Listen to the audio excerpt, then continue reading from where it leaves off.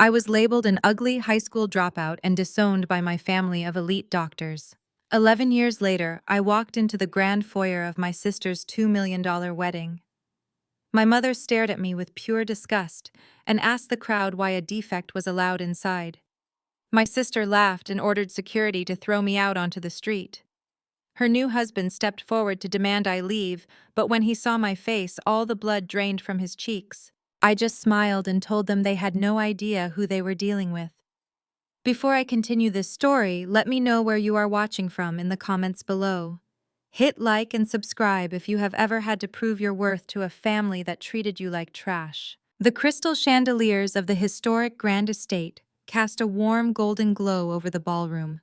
But the atmosphere felt entirely cold the moment I stepped through the arched mahogany doors. I wore a custom emerald silk gown that swept the marble floor, my posture straight and my expression carefully blank. The room was packed with the highest tier of the city's black medical elite. There were chiefs of surgery hospital board directors and medical school deans mingling over champagne towers and caviar. This was exactly the kind of pretentious, image-obsessed environment I had happily escaped 11 years ago. I did not come tonight to celebrate, I came to collect a debt. I had barely made it past the floral arrangements near the entrance when I heard the sharp clinking of crystal. Dr. Vivian. My mother was standing near the ice sculpture, surrounded by her wealthy sorority sisters. She wore a tailored silver gown and her signature pearl necklace, projecting the perfect image of a successful neurosurgeon and matriarch. Then she spotted me. Her perfectly manicured hand tightened around her champagne flute. The polite smile vanished from her face, replaced instantly by a sneer of absolute revulsion. She did not pull me aside for a quiet conversation. In our family, humiliation was always a spectator sport. She marched right up to me, her voice projecting loud enough to silence the string quartet playing in the corner. "Why is this defect here?" she demanded, looking me up and down, as if I were a piece of garbage that had blown in from the street. Who let a high school dropout who sells cheap lotion out of the trunk of her car into a room full of esteemed surgeons? The wealthy doctors and their wives turned to stare. Whispers rippled through the crowd. I stood perfectly still, letting her venom wash over me without flinching. I knew exactly what she was doing. She was establishing her dominance, reminding everyone in the room that my presence was an anomaly, a stain on her flawless reputation. "I see you still have not learned how to speak quietly in public, mother," I said, my voice perfectly level. "Do not call me your mother," she hissed, taking a step closer. She turned slightly to ensure her friends were listening. "I spent hundreds of thousands of dollars on private tutors for you. I gave you every advantage and you could not even pass basic organic chemistry. You stained our entire legacy of black excellence with your stupidity. I told you that night in the pouring rain 11 years ago that if you refused to go to medical school, you were dead to me. I threw you out on the street to protect our family name. And now you show up at my beautiful daughter's wedding trying to beg for scraps." Her words were meant to break me, to reduce me to the terrified 18-year-old girl who had cried on the front lawn while her own parents tossed garbage bags full of her clothes into the mud. But I was not that girl anymore. I did not tell her that I had failed those classes because I suffered from severe undiagnosed dyslexia, a condition she had refused to acknowledge because mental and learning struggles did not fit her narrative of perfection. I did not tell her that the cheap lotion she mocked was actually the first product line of a skincare brand I had built from nothing, which I later sold for millions to fund my real venture. I simply let her talk. "You have some nerve showing your face here," Vivian continued, her voice trembling with manufactured outrage. "We are celebrating a real achievement today. Gabrielle is a licensed dermatologist marrying into a highly respected family. We have no room for failures at this table. Get out before I have you arrested for trespassing." Before I could respond, the crowd parted, and the bride made her grand entrance. My younger sister Gabrielle stomped toward us in a blinding white gown that cost more than most people made in a year. Her face was a testament to the family's obsession with artificial perfection. I could see the subtle changes: the completely reconstructed nose and the aggressively sculpted cheekbones, designed to make her look exactly like a younger version of our mother. Gabrielle was shaking with fury. She pointed a manicured finger directly at my face. "What are you doing here?" she shrieked. You are not invited. You are ruining my wedding photos with your pathetic poverty. I will not have my special day contaminated by a dropout. I looked at my sister, feeling nothing but a profound sense of pity. You look very nice, Gabrielle, I said calmly. The fifth rhinoplasty really did the trick. Gabrielle gasped, her face flushing a deep, angry red. The sorority sisters behind my mother murmured in shock. How dare you speak to me that way, Gabrielle screamed. You are nothing but a jealous loser. You are just mad because I have the medical degree and the rich husband while you are still a nobody. She frantically waved her hand toward the back of the hall. Security! Someone get security over here right now. Throw this trash out onto the street. The tension in the ballroom peaked as the heavy wooden doors at the back swung open. The general manager of the estate, Mr. Harrison, an older gentleman in a pristine tuxedo, marched quickly across the marble floor. He was flanked by two massive security guards. Gabrielle crossed her arms over her chest, a smug, victorious smirk spreading across her surgically enhanced face. She looked at our mother, sharing a look of shared triumph. They were finally going to get the public spectacle of my humiliation that they had always wanted. Take her out through the service elevator, Gabrielle commanded the manager as he approached, and make sure she does not steal any of the silverware on her way out. Mr. Harrison stopped. He did not signal the guards to grab me. He did not even look at Gabrielle. Instead, he stepped directly in front of me, placed his hands sharply at his sides, and bowed. It was not a polite nod. It was a deep, respectful 90-degree bow reserved for the highest level of authority. The entire ballroom went dead silent. The smirk on Gabrielle's face vanished instantly, replaced by a look of sheer, uncomprehending panic. My mother's champagne flute slipped slightly in her hand. "What are you doing?" Gabrielle shrieked, her voice echoing off the high ceilings. "I am paying you $50,000 for this venue. I gave you a direct order to throw her out." Mr. Harrison slowly straightened up, completely ignoring the bride's hysterical demands. He kept his eyes respectfully fixed on me. "Ms. Jada," he said, his voice carrying clearly through the silent room, "would you like me to cancel this family's rental agreement immediately, or should we let them cut the cake before we evict them from your property?" The collective gasp from the crowd was practically deafening. I could hear the sharp intake of breath from the esteemed surgeons and hospital directors standing nearby.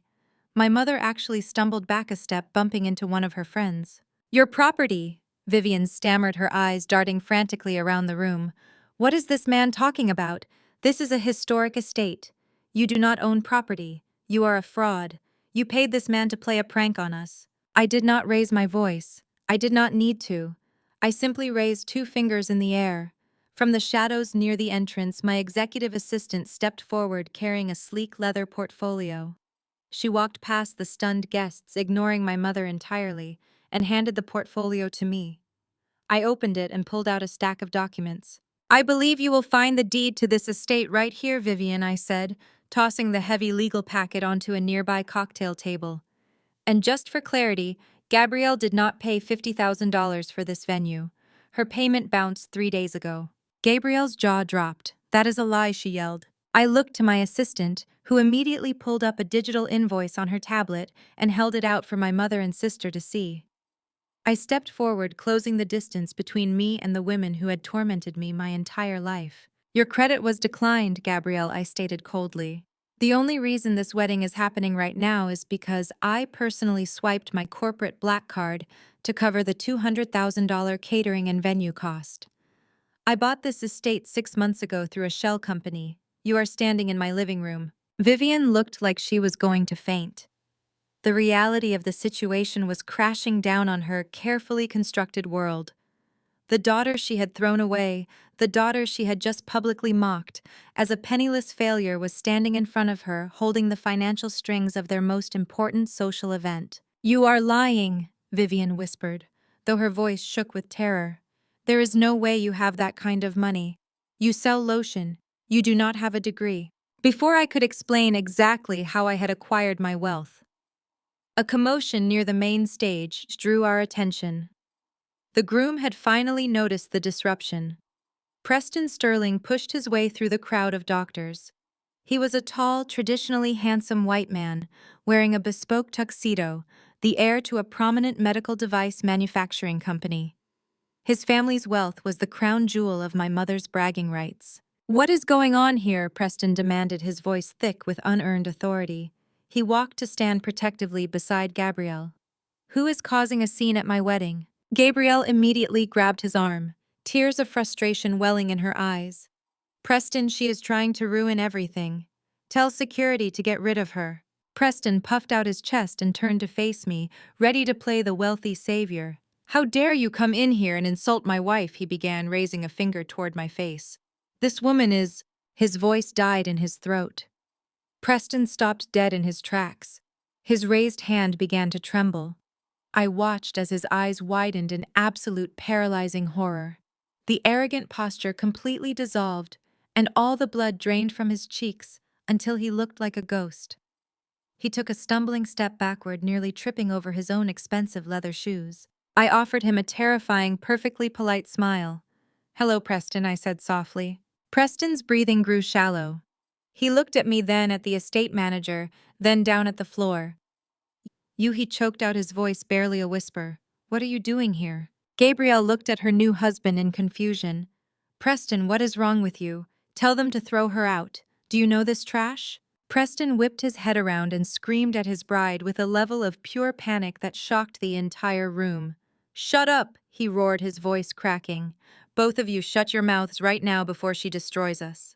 My mother gasped, clutching her chest. "Preston, how dare you speak to my daughter that way?" Preston ignored her, falling to his knees right there on the marble floor, completely oblivious to his ruined tuxedo. He looked up at me with tears of desperation pooling in his eyes. "Please," he begged, his voice echoing in the silent ballroom. "Please tell me you are not here about the debt." I looked down at the man my sister thought was her golden ticket to high society. I smiled, and the warmth never reached my eyes. "You have no idea, do you?" I whispered. The absolute silence in the grand ballroom was heavy enough to crush bone. The string quartet had completely stopped playing. Hundreds of guests, representing the absolute pinnacle of the city's medical elite, stood frozen with their champagne glasses suspended in midair. Mr. Harrison, the estate manager, remained perfectly bowed toward me, waiting for my command. Gabrielle let out a sharp, hysterical laugh that echoed awkwardly off the marble walls. She grabbed my mother's arm, her diamond bracelets clinking together. "Mom, tell this old fool he is fired. Tell him to get this trash out of my wedding right now." But Vivian was not looking at the manager. Her eyes were locked onto my emerald silk gown, her mind desperately trying to compute a reality that defied her entire worldview. She let go of Gabrielle's arm and marched right up into my personal space, her perfectly contoured face twisting into a mask of pure aristocratic rage. "This is a stunt," Vivian announced loudly, ensuring her elite sorority sisters in the front row could hear every word. "I do not know what kind of cheap scam you are running, Jada. Did you forge a document to impress these people? Or worse, did you find some rich, desperate old man to rent this place for you, just so you could come here and ruin your sister's special day? You always were a jealous, manipulative little girl." I did not back away. I looked down at the woman who had birthed me, feeling a distinct lack of any emotional attachment. Her accusations were so predictable, so deeply rooted in her own internalized misogyny and obsession with status. "You really cannot fathom it, can you, Vivian?" I said, keeping my tone deadly calm. "You cannot fathom that the daughter you discarded actually built an empire without your prestigious medical degree or your country club connections." Vivian scoffed, waving her hand dismissively. "An empire? You sell homemade body butter out of a rented garage. I know exactly what you are. You are a failure who could not pass basic chemistry. You have zero capital, zero connections, and zero class. Security, get this lying fraud out of my sight." I raised my right hand, snapping my fingers exactly once. From the shadows of the floral archway, my executive assistant Sasha stepped into the light. She was dressed in a sharp charcoal pantsuit, carrying a thick leather-bound portfolio. She walked with the kind of calculated precision that commanded immediate respect, parting the sea of stunned surgeons and hospital board members without uttering a single word. Sasha stopped right beside me, completely ignoring the furious bride and my seething mother. "The documents, Ms. Jada," Sasha stated crisply, handing the heavy portfolio directly to me. I did not even bother opening it. I simply passed the entire leather binder into Vivian's trembling hands.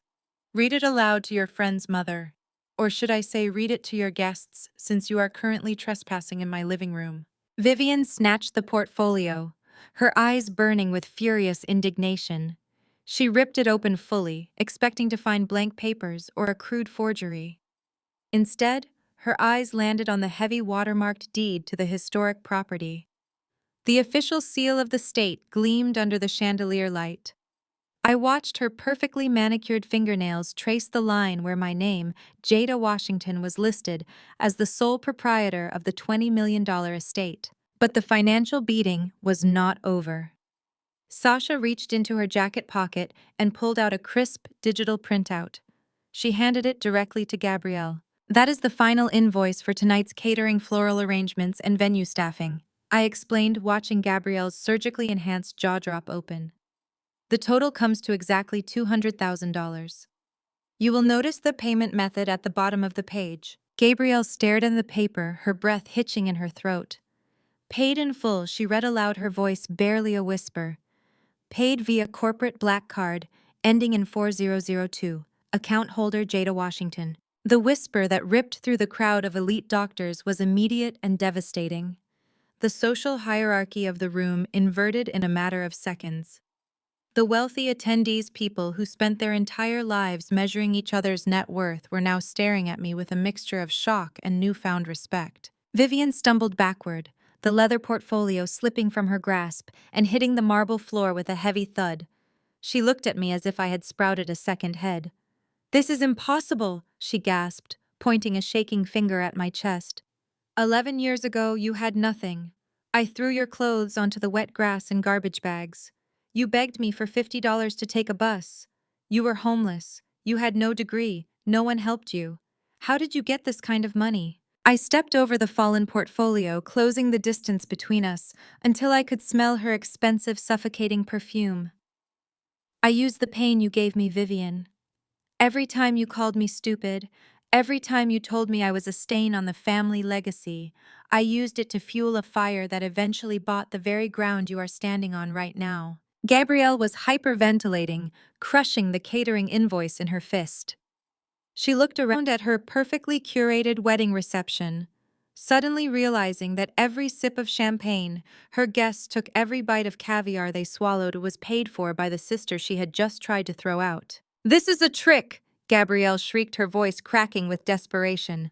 "Preston! Where is Preston? Preston, come here right now and fix this. Tell them she is lying." At the mention of his name, the crowd parted once more. Preston Sterling, the groom, pushed his way to the front of the gathering. He was the picture of old money white privilege, dressed in a bespoke tuxedo, his blonde hair perfectly styled. I was the heir to a medical device company that my parents worshipped like royalty. To Vivian and Marcus, having a Sterling marry into their family was the ultimate social triumph. "What is going on here?" Preston demanded, his voice thick with arrogant authority.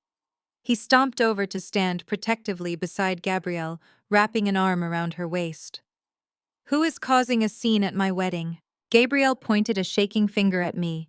"This trash is trying to ruin our day. She is claiming she owns the venue and paid for the catering. Tell security to arrest her, Preston." Preston puffed out his chest, preparing to play the wealthy savior. He turned his head to glare at the woman disrupting his perfect day. He opened his mouth to unleash his entitled fury. "How dare you come in here and insult my wife?" he started to shout. "This woman is—" His voice died instantly. Preston stopped completely dead in his tracks. The arrogant posture dissolved so fast it looked as if his spine had been removed. I watched with absolute satisfaction as his eyes widened in sheer paralyzing horror. All the blood drained from his face, leaving him looking like a freshly washed corpse. His hand, which had been raised to point at me, began to tremble uncontrollably. The crystal champagne flute he was holding slipped from his lifeless fingers. It hit the marble floor, shattering into 100 glittering pieces, the sharp sound cutting through the dead silence of the ballroom. "Hello, Preston," I said, my voice dripping with quiet danger. "It is so good to finally meet the groom." Preston could not speak. He could not breathe. He just stared at me, his eyes darting frantically around the room, as if searching for an escape route that did not exist.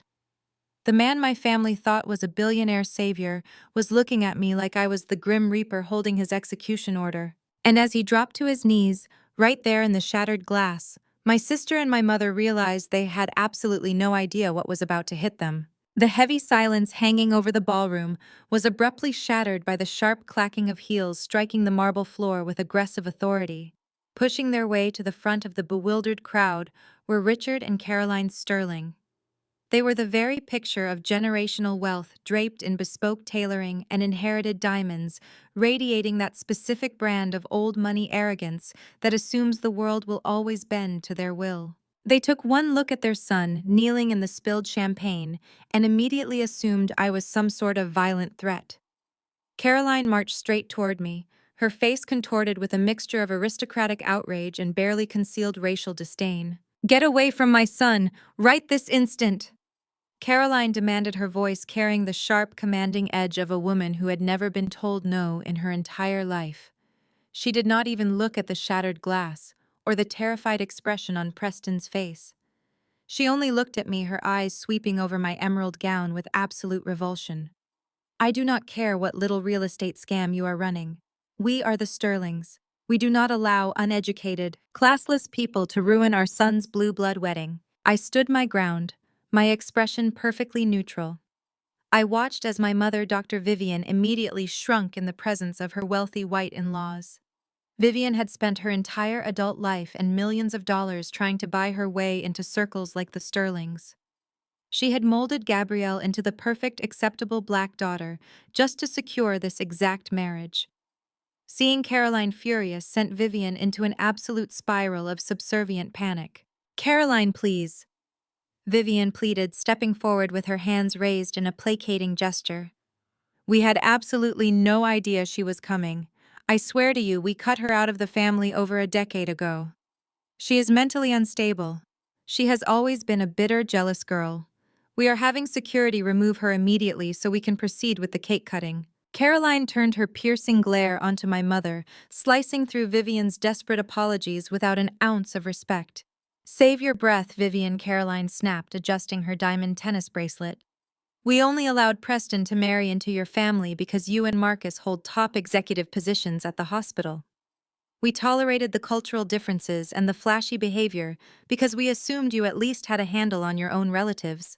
If we had known you had a common street scammer lurking in your bloodline, we never would have permitted this union. We expected black excellence, not ghetto drama." The racist undertone of her words echoed loudly across the ballroom.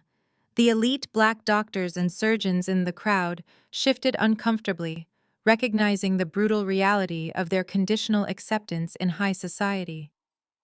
Vivian swallowed hard, taking the insult directly to the chin without fighting back.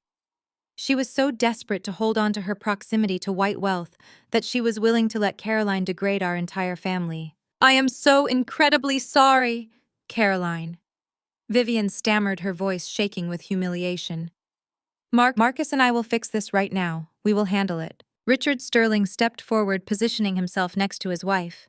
He pulled a sleek smartphone from his tailored jacket pocket, his face flushed with anger.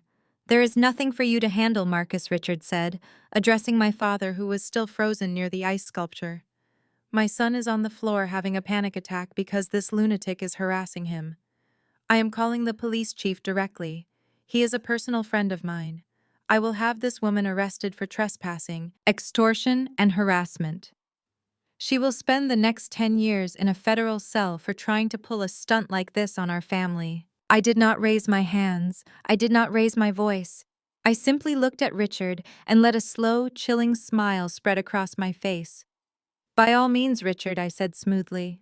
"Call the police chief. Invite him to the estate. While you have him on the phone, you should probably ask him how the federal statutes treat corporate fraud and unpaid commercial debts. I am sure a man of your profound blue blood lineage knows all about the penalties for securing fraudulent loans." Richard stopped dialing. His finger hovered over the screen.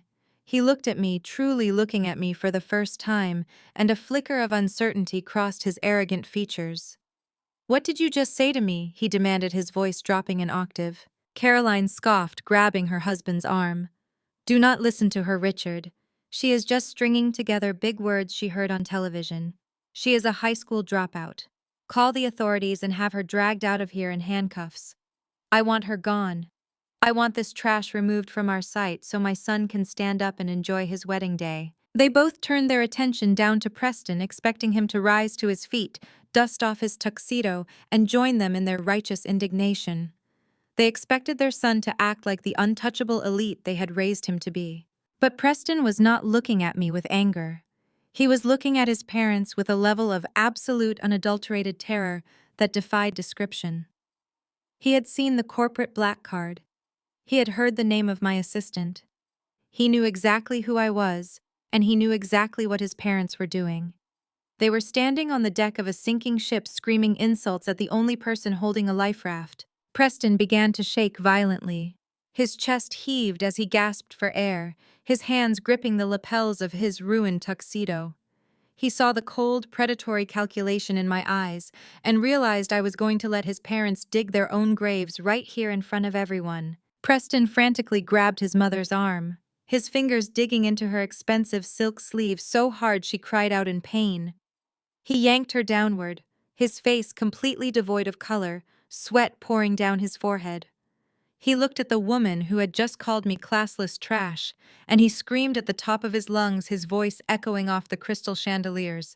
"Shut up! Both of you shut up right now before she destroys us!" The echo of Preston screaming at his own parents bounced off the vaulted ceilings of the ballroom. Caroline Sterling stumbled back as if physically struck by her son.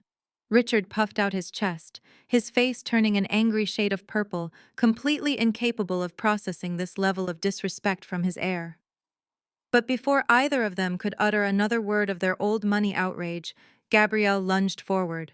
The heavy satin of her wedding dress rustled violently as she grabbed Preston by the shoulder of his tuxedo jacket. "What is wrong with you?" Gabrielle hissed, her voice vibrating with a lethal combination of humiliation and fury. "You do not yell at your parents, Preston. You yell at her. This is my wedding. I am a licensed physician and the daughter of 2 hospital directors. You are supposed to be my husband. You are a Sterling. You are supposed to put this pathetic, uneducated dropout in her place. Tell security to drag her out by her hair right now, or I swear to God I will walk out of this reception." Preston did not look at his furious bride. He did not look at his shocked parents, or the hundreds of elite guests staring at them. He only looked at me. His breath came in short, jagged gasps, echoing loudly in the quiet room. The tuxedo jacket that had looked so impeccably tailored just minutes ago now hung on a man collapsing from the inside out. His knees buckled.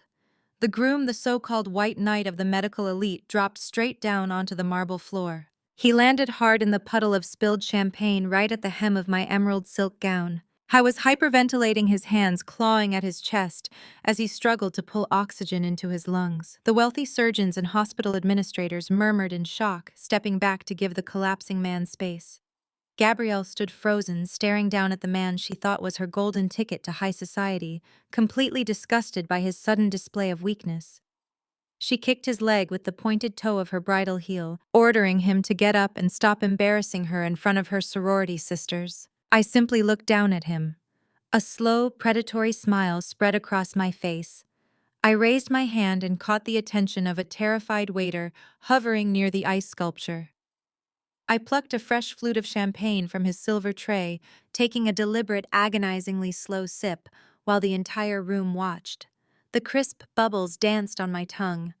I lowered the glass and tilted my head, examining the trembling mess of a man at my feet. "Tell me, Preston," I said, my voice carrying a smooth conversational tone that sliced through his panic. "How are the Q3 margins looking over at Sterling MedTech? I heard the supply chain disruptions out of Asia have been absolutely brutal on your manufacturing overhead." Preston choked on a sob, burying his face in his hands. Gabrielle whipped her head around to glare at me, her flawless makeup contorting into a mask of pure confusion. "What are you talking about?" She snapped, her voice shrill. "Sterling MedTech is pulling in $50 million a year. They just opened a new production facility in Chicago. My father verified their financials before he approved this marriage. You have no idea how corporate business works, so stop trying to sound smart. You sell lotion. You do not even know what a Q3 margin is." I kept my eyes locked on Preston. Your bride seems remarkably misinformed about your family portfolio, Preston, I noted, casually taking another sip of my champagne. Did you show my father the actual balance sheets during his little background check?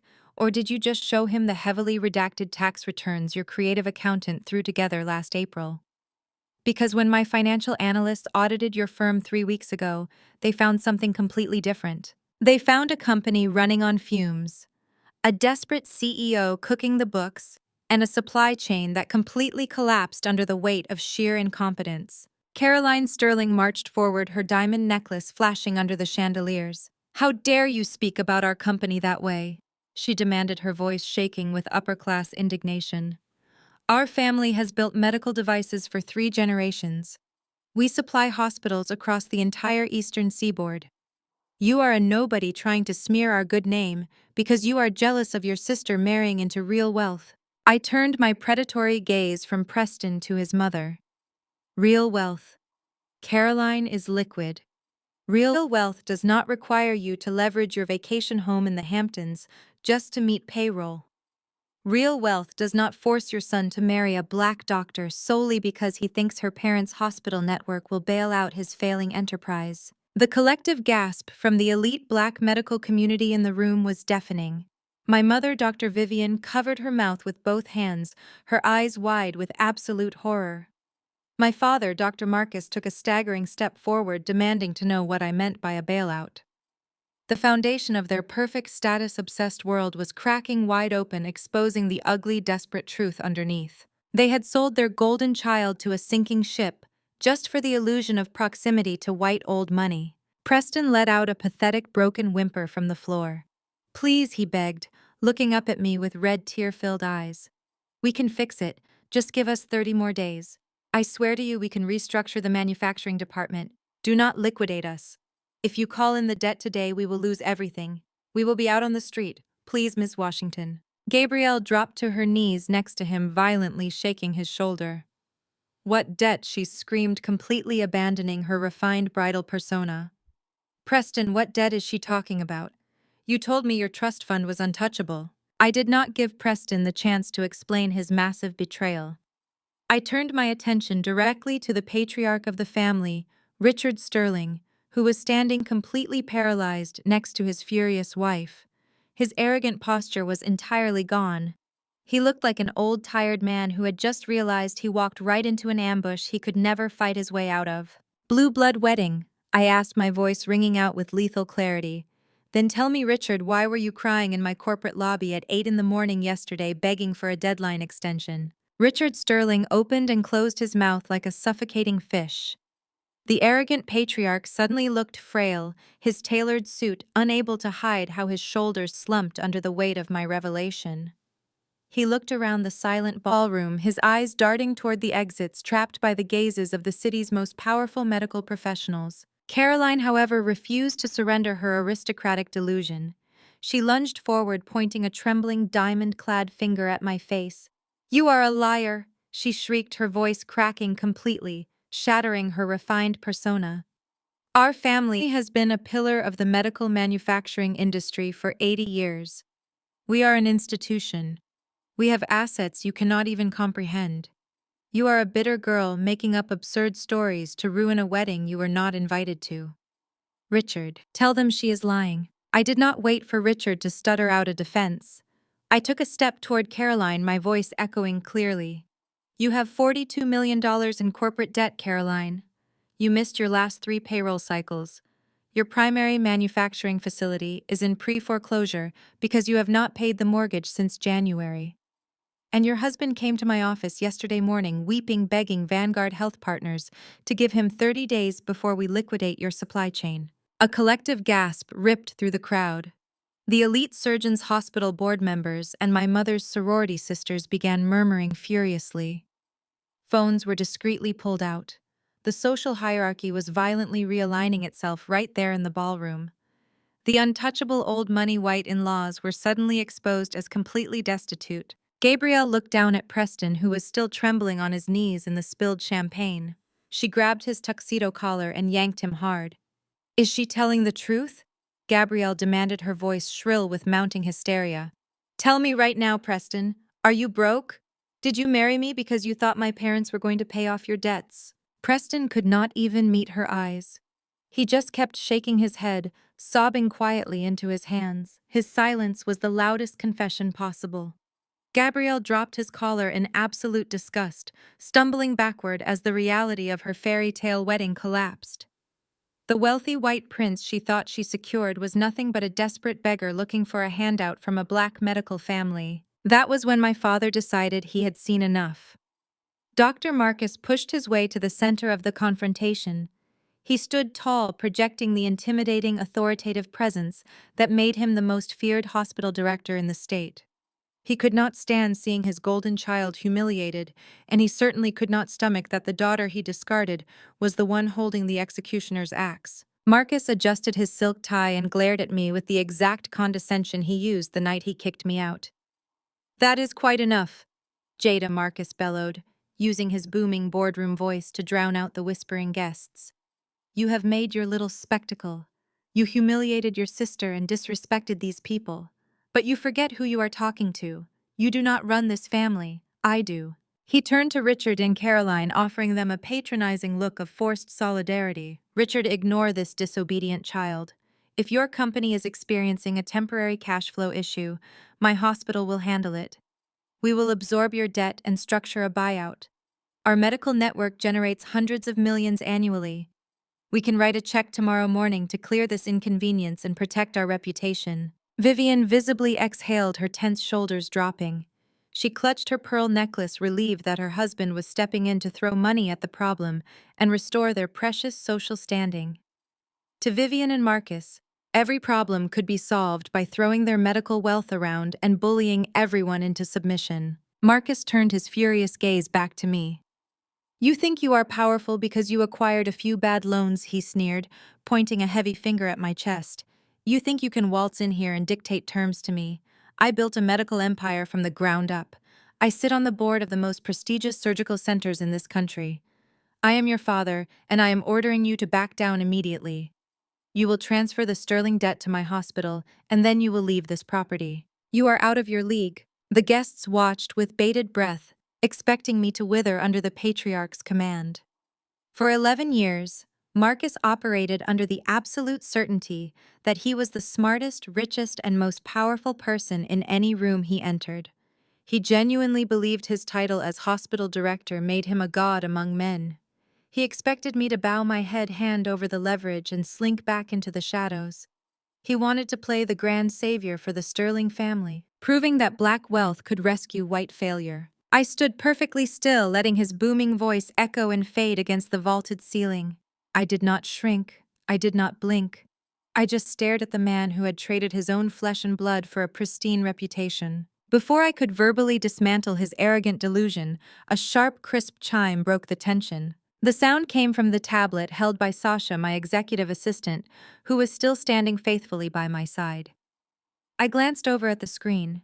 A new notification had just popped up from our financial acquisitions department. I read the brief message on the glowing screen. A slow, chilling smile spread across my face as I looked back up at the furious patriarch of the family. "That is a very bold promise, Dad," I said, my voice cutting through the silent ballroom like a freshly sharpened scalpel. "Especially since your very own hospital's corporate credit card was just declined trying to pay the wedding florist today." The silence that followed my announcement was immediately broken by the frantic clicking of hard-soled shoes against the marble floor. Julian, the head wedding planner who had been coordinating this lavish affair, practically sprinted toward the dais. His usually immaculate suit looked rumpled, and his face was slick with a layer of nervous sweat. In his trembling hands, he clutched a sleek wireless payment terminal.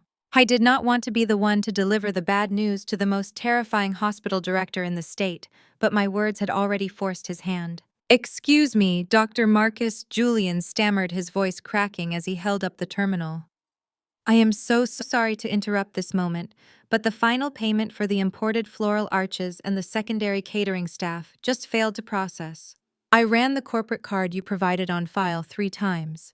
It returned a hard decline with a code instructing us to confiscate the card immediately." A collective gasp rippled through the front tables, where my mother's elite sorority sisters and the hospital board members were seated. These were women who measured a person's worth by their zip code, their designer labels, and their philanthropic donations. To have a credit card declined at your own daughter's wedding was not just an inconvenience in this circle, it was the ultimate social execution. The whispering started instantly. It was not the polite, disguised whispering of normal society. It was the sharp, judgmental murmuring of the black medical elite, a group that had spent decades clawing their way to the top of the social hierarchy and took immense pleasure in watching others fall from grace.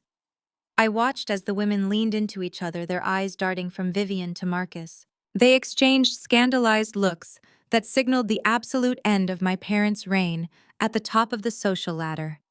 Someone in the back row actually let out a quiet, mocking laugh. Vivian's face contorted in absolute horror. The perfectly curated image of excellence she had spent her entire life building was dissolving right in front of her country club friends. The very people she had bragged to about Gabrielle's flawless life were now witnessing the ultimate disgrace. She spun around to face my father, her manicured nails digging so deeply into his expensive suit jacket that she nearly tore the fabric. "Marcus, fix this right now," Vivian hissed, her voice vibrating with panicked rage.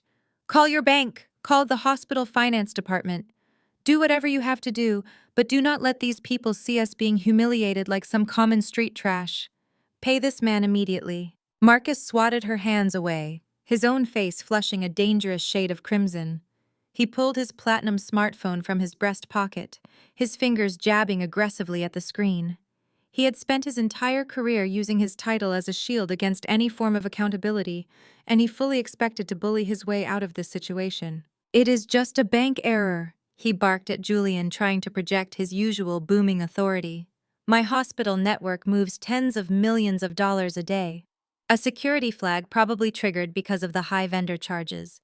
I will have the concierge desk clear it in 10 seconds." He put the phone to his ear on speaker mode, desperate to prove his power to the whispering crowd. We all listened as the automated voice of the elite banking tier connected him to a live representative. "This is Dr. Marcus Washington," he barked into the phone, not even waiting for the representative to introduce himself. "I am the director of the state's largest private hospital network. You people just declined my corporate card at my daughter's wedding.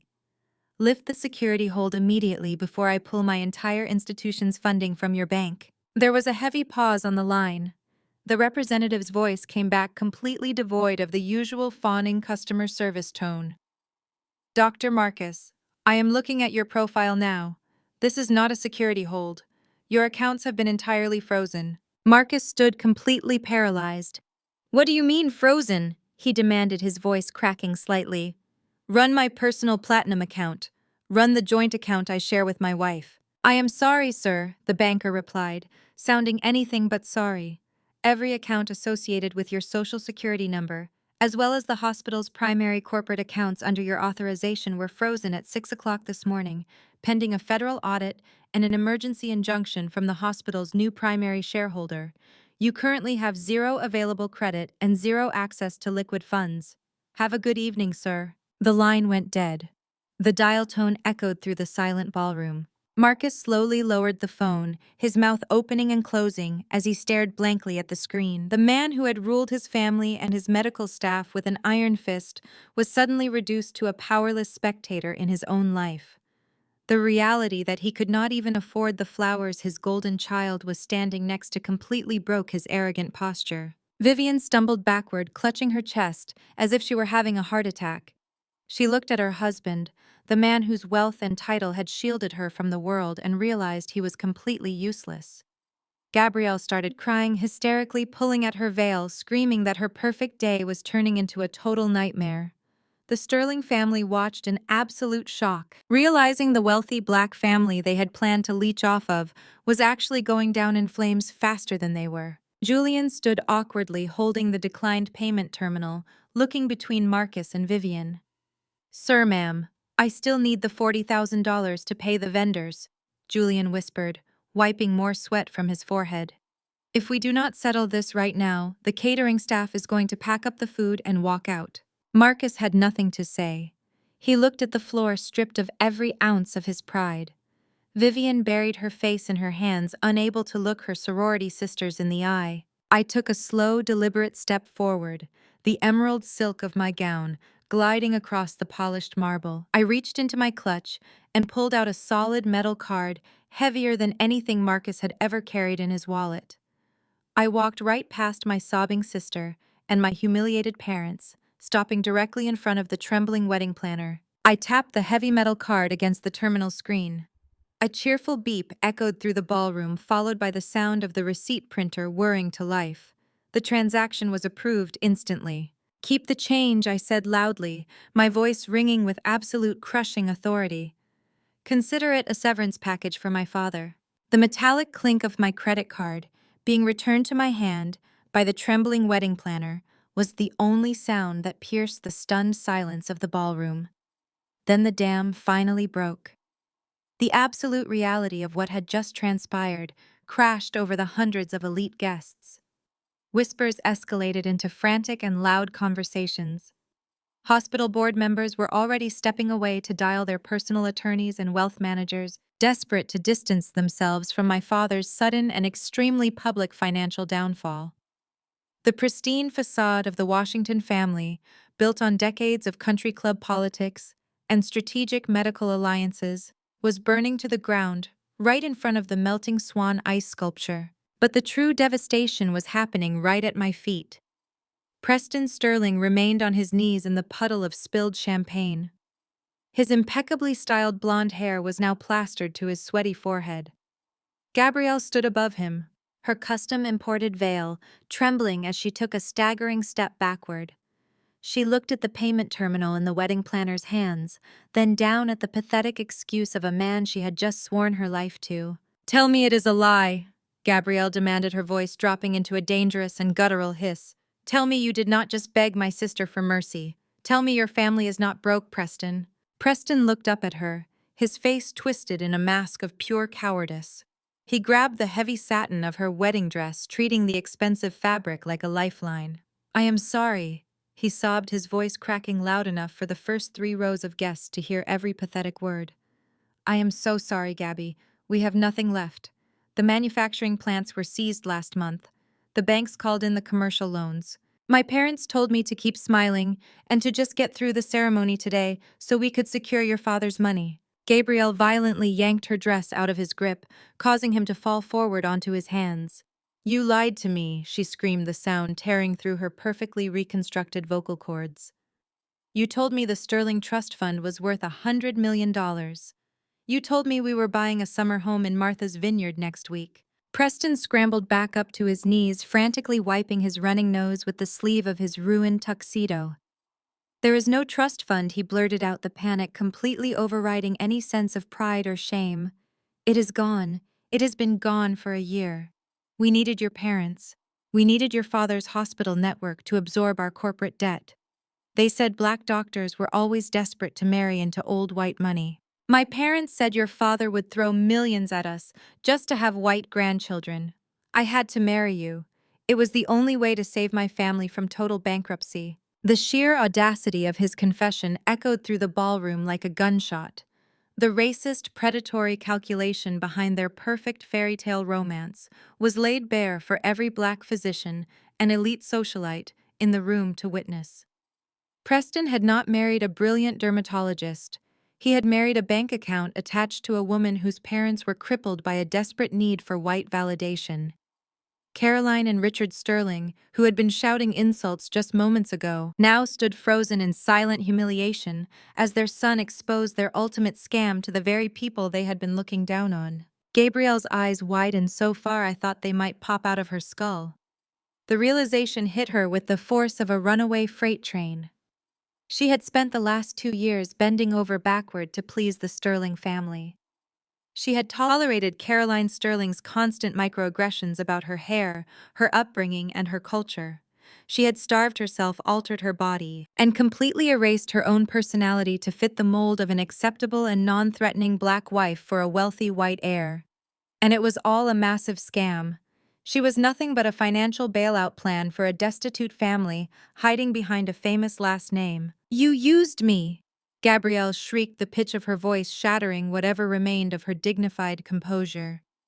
She reached down, grabbed the massive and heavy cascading bouquet of imported white orchids and hurled it directly at Preston's face. The heavy floral arrangement struck him square in the jaw, sending dirt-sharp stems and crushed petals flying across his pristine white shirt. I changed my entire life for you. I endured your racist mother. I let your father dictate our wedding registry.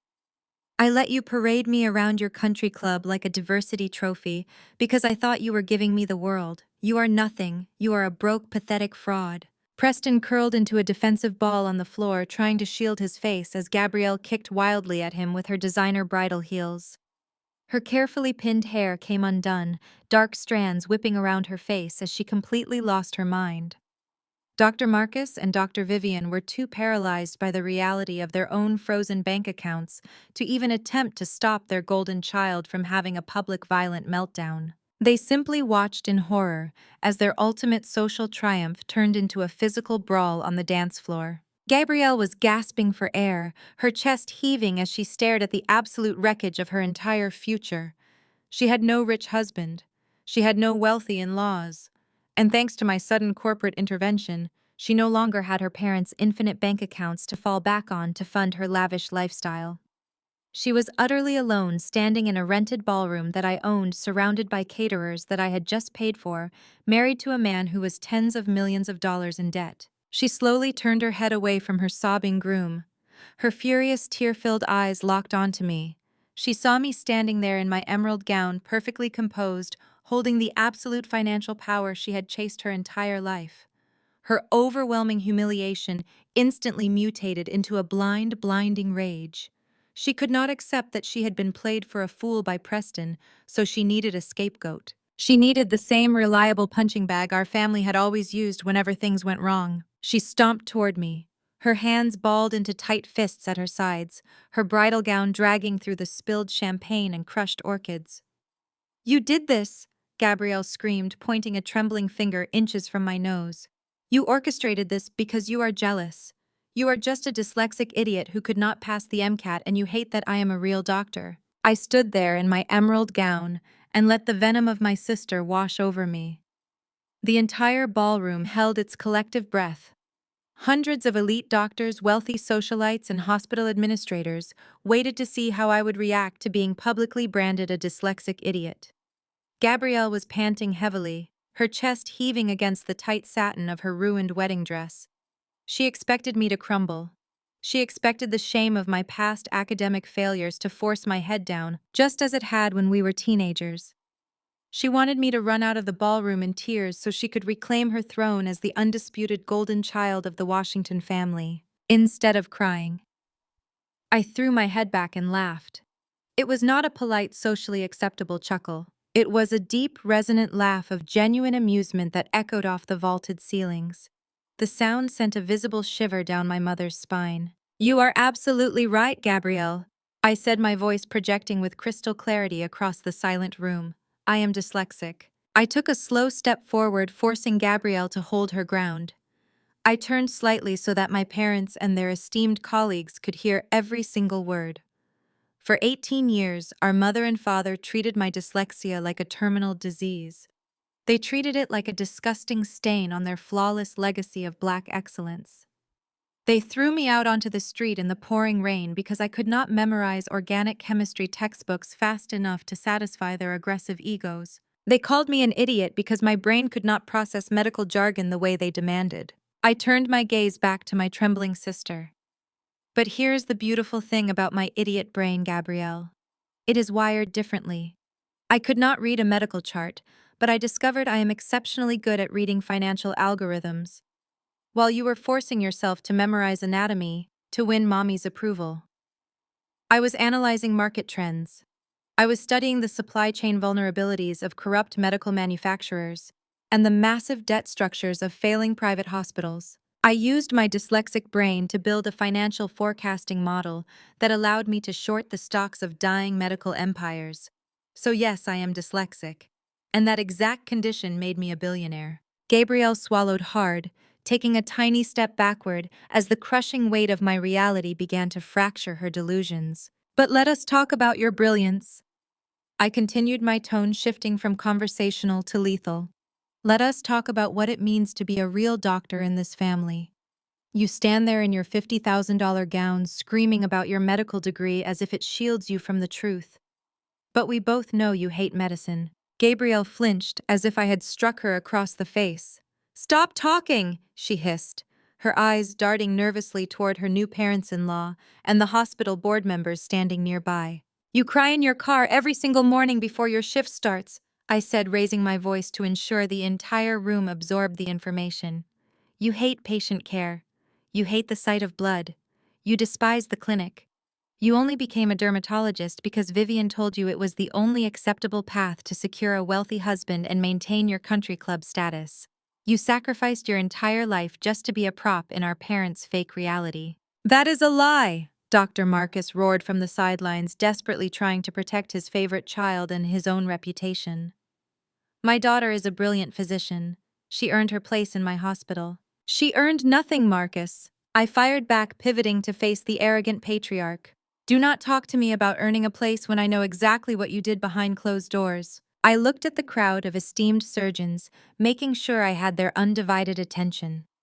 Did the hospital board know that Dr. Gabrielle failed her medical board exams not once but twice? The collective gasp from the medical elite was deafening. Whispers erupted instantly. Doctors turned to stare at Marcus with outright disgust. Shut your mouth! Marcus bellowed, his face turning a dangerous shade of purple.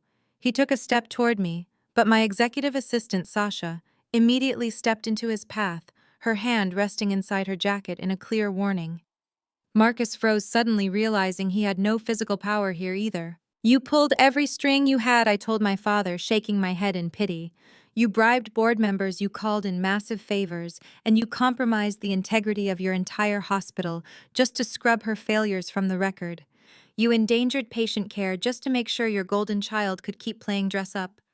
You are a disgrace to the medical profession. I turned my attention back to the bride. Gabrielle looked like she was going to vomit. The secret she had buried under layers of arrogance was now public knowledge. But the medical degree was not the only thing you faked, Gabrielle, I said softly, stepping so close to her that I could see the panic vibrating in her eyes. I reached out and gently tapped the side of her perfectly sculpted cheekbone. She slapped my hand away, but the damage was already done. Look at your own face, I whispered, though the silence in the room carried my voice to everyone.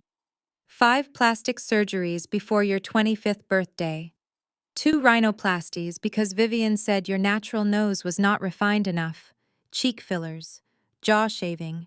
You let surgeons carve away your actual identity just to look like the perfect, acceptable black daughter our mother always demanded. You sliced yourself to pieces just to earn the love of a woman who would abandon you tomorrow if you lost your medical license. Tears finally spilled over Gabrielle's heavily contoured cheeks, ruining her expensive bridal makeup. Black streaks of mascara ran down her face as she looked at our mother. Vivian looked away, completely unable to defend the toxic vanity she had forced upon her own child. You think I am jealous of you? I asked, feeling a profound sense of sorrow for the broken woman standing before me. I look at you, Gabrielle, and I feel nothing but overwhelming pity. I was thrown out into the rain, but at least I got to keep my own face.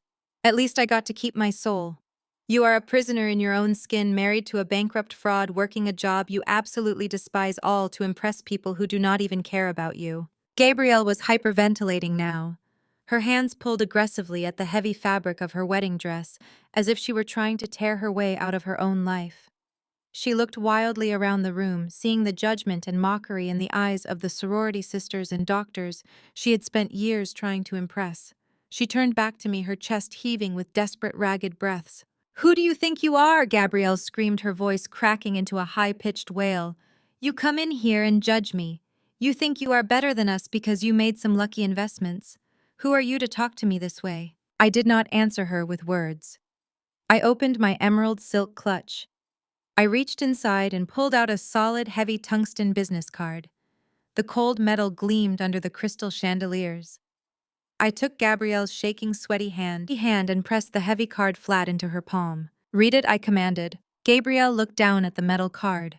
Her tear-filled eyes scanned the engraved lettering. She read it once silently, and I watched the final shred of her sanity snap in two. Her jaw trembled violently. Read it out loud, I ordered my voice, leaving no room for disobedience. Gabrielle opened her mouth.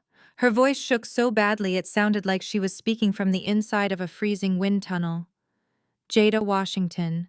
She read the words echoing through the deathly silent ballroom. Founder and Chief Executive Officer of Vanguard Health Partners. The name dropped from Gabrielle's trembling lips and slammed into the ballroom like a physical shockwave. Vanguard Health Partners was not just another venture capital firm. To the medical elite gathered in this room, Vanguard was the absolute apex predator of the healthcare industry. Over the past 5 years, my firm had systematically acquired failing private clinics, swallowed bankrupt medical supply chains, and forcefully restructured bloated hospital networks across the entire eastern seaboard. Every chief of surgery board director and hospital administrator in attendance knew the name intimately. They feared the name. And now they were staring at the dyslexic dropout they had spent the evening whispering about, suddenly realizing I controlled 60% of the medical supply chain their very careers depended on. The string quartet remained frozen in place. The polite clinking of crystal glasses had ceased entirely. The only sound was the sharp, panicked intake of breath from the top-tier executives who suddenly recognized the terrifying gravity of their situation. I watched the realization dawn on the faces of my mother's affluent sorority sisters. The same women who had openly sneered at my emerald silk gown moments ago were now doing frantic mental math, calculating if their husbands' surgical centers were currently under contract with my subsidiaries.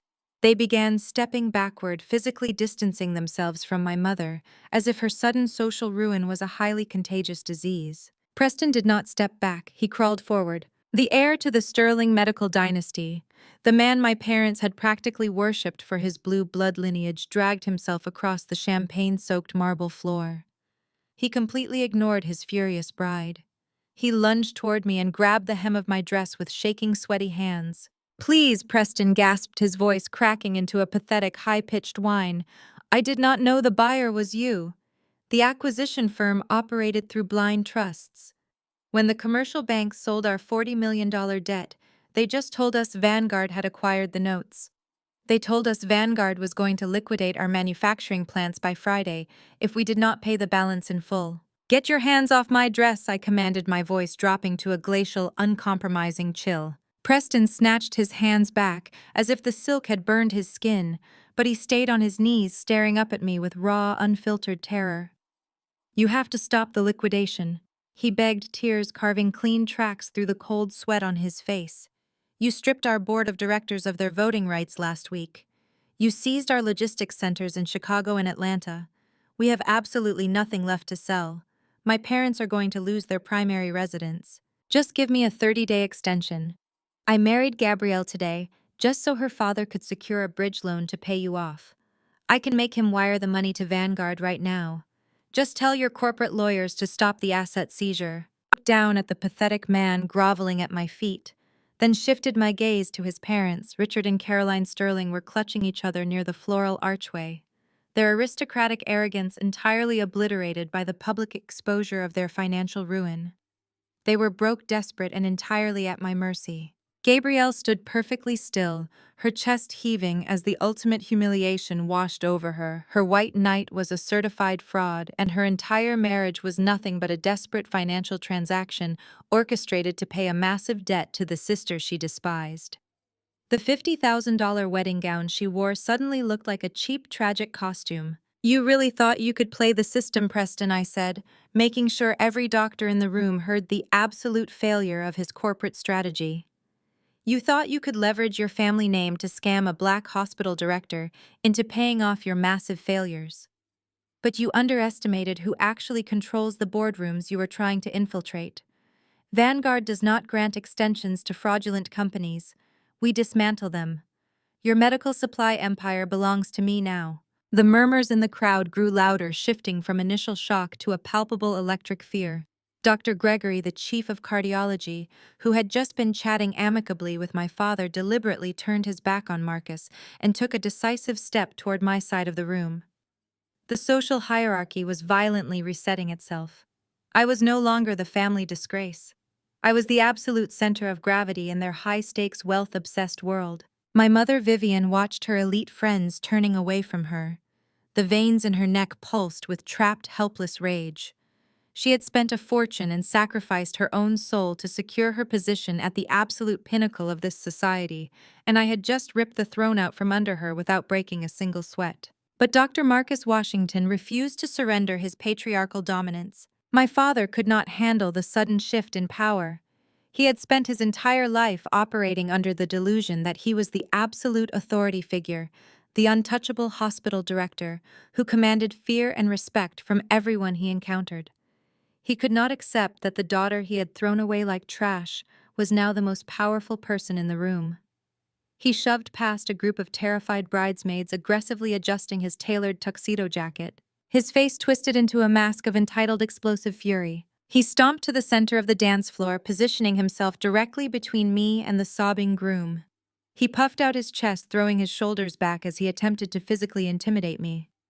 He was falling back on the exact same toxic, overbearing tactics he had used to terrorize me when I was a vulnerable teenager. "You own Vanguard," Marcus demanded, his voice booming with the aggressive, controlling tenor he used to bully his surgical staff.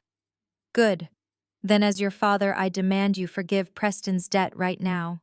I am a hospital director and you owe me your life." I threw my head back and let out a laugh that was entirely devoid of warmth. The sound was sharp, cutting through the heavy tension of the ballroom like a blade.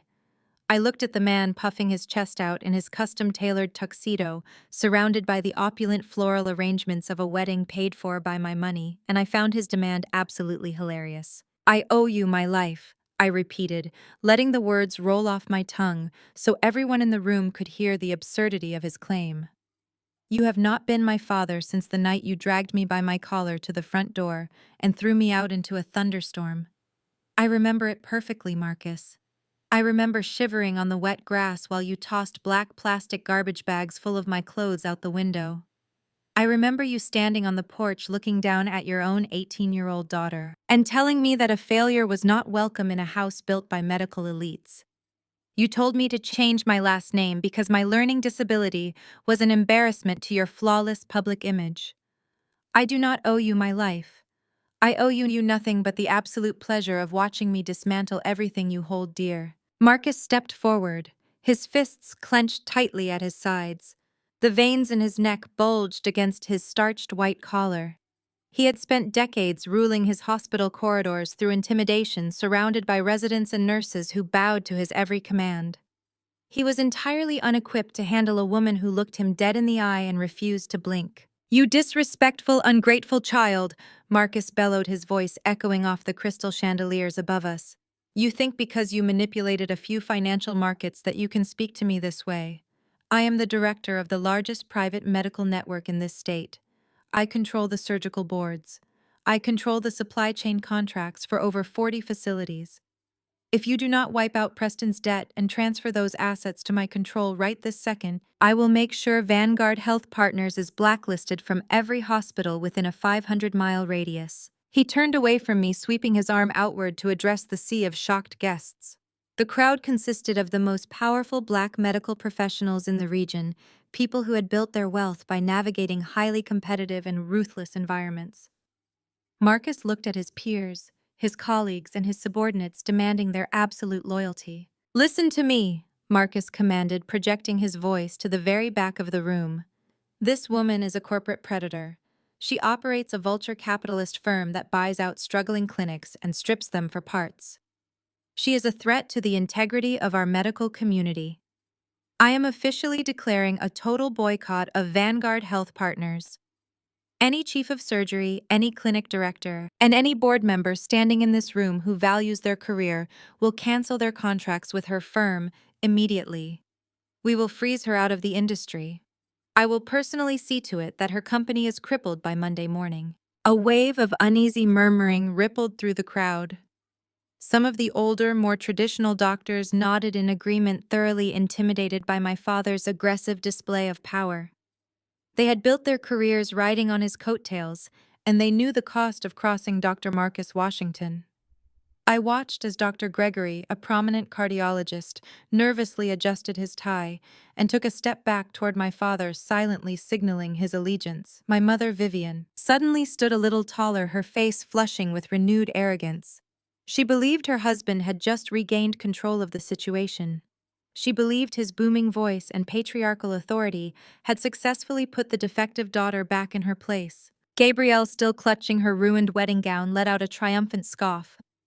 You hear that? She sneered, her voice dripping with venom. You are finished. You might have bought some cheap debt, but Dad runs the hospitals. He can crush your little firm overnight. You are going to lose everything, and I'm going to stand right here and laugh while you pack your bags. I did not break eye contact with my father. I did not show a single ounce of fear or hesitation. I simply tilted my head, studying him with the cold, calculated precision of a predator observing its trapped prey. You want to blacklist my firm, Marcus? I asked, keeping my voice dangerously low and steady. You want to rally your prestigious medical board to boycott Vanguard. That is a fascinating strategy. It truly is. But it operates on the assumption that you actually have a hospital left to command. It operates on the assumption that these esteemed doctors standing behind you still respect your authority. What are you talking about? Marcus barked, taking another aggressive step toward me. I am the chief executive director. My word is absolute law. I have the entire board of directors in my pocket. I built that institution, and no one makes a move without my explicit authorization. I offered him a smile that was entirely devoid of mercy. You should really learn to check your emails before you attend social events, Dad, I said smoothly. Or better yet, maybe you should ask yourself why the federal authorities spent the entire weekend combing through your private accounting servers. Marcus froze. The absolute certainty in his eyes flickered, replaced by a sudden sharp flash of genuine confusion. Vivian gasped, her hands flying to her pearl necklace. The confident posture of the surrounding doctors instantly dissolved into a state of nervous agitation. They looked from me to my father, sensing a catastrophic shift in the atmosphere. I am done playing games with you, Marcus, I announced, my voice carrying clear across the silent ballroom. You want to talk about destroying my company? I am going to show you what a real destruction looks like. Before Marcus could utter another word, before Vivian could scream her protests, and before Gabrielle could hurl another insult, the silence in the ballroom was violently shattered. It started with a single sharp chirp from a smartphone in the front row, then another, then 5 more. Within seconds, a synchronized, deafening cacophony of notification alerts erupted across the entire room. Every single doctor, surgeon, and hospital administrator in attendance had just received the exact same breaking news alert at the exact same moment. The sound of hundreds of phones vibrating and ringing simultaneously filled the grand estate, signaling an absolute, undeniable catastrophe. My assistant Sasha looked down at her tablet and offered me a sharp, acknowledging nod. The strike had been executed perfectly. I watched as the elite guests pulled their phones from their designer purses and tailored suit jackets, their eyes scanning the glowing screens. The reactions were instantaneous and brutal. Gasps of horror ripped through the crowd. Dr. Gregory dropped his phone entirely, the device clattering against the marble floor. Vivian's sorority sisters began backing away from her as if she were suddenly highly radioactive.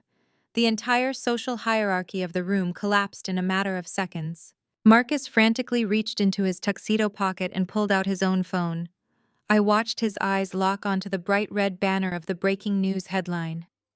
I watched his breathing stop completely as the reality of his impending destruction stared him right in the face. The red breaking news banner illuminated Marcus's face, casting a harsh, sickly glow over his suddenly slack features.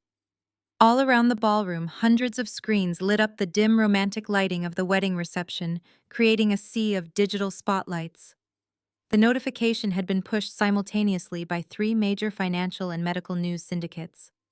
As the city's most elite surgeons and hospital board members tapped the link, the absolute destruction of the Washington medical dynasty unfolded in real time. I watched Dr. Gregory, who had just pledged his loyalty to my father, scroll furiously through the article. The color drained from his face as he read the headline. It was a comprehensive, meticulously documented federal investigative report. It detailed a multi-year systemic cover-up at Marcus's hospital. It exposed how the administration had buried dozens of malpractice claims regarding botched surgeries, silencing victims with aggressive legal threats, and heavily redacted medical records. But the medical negligence was only the first half of the bombshell. The second half tracked the money.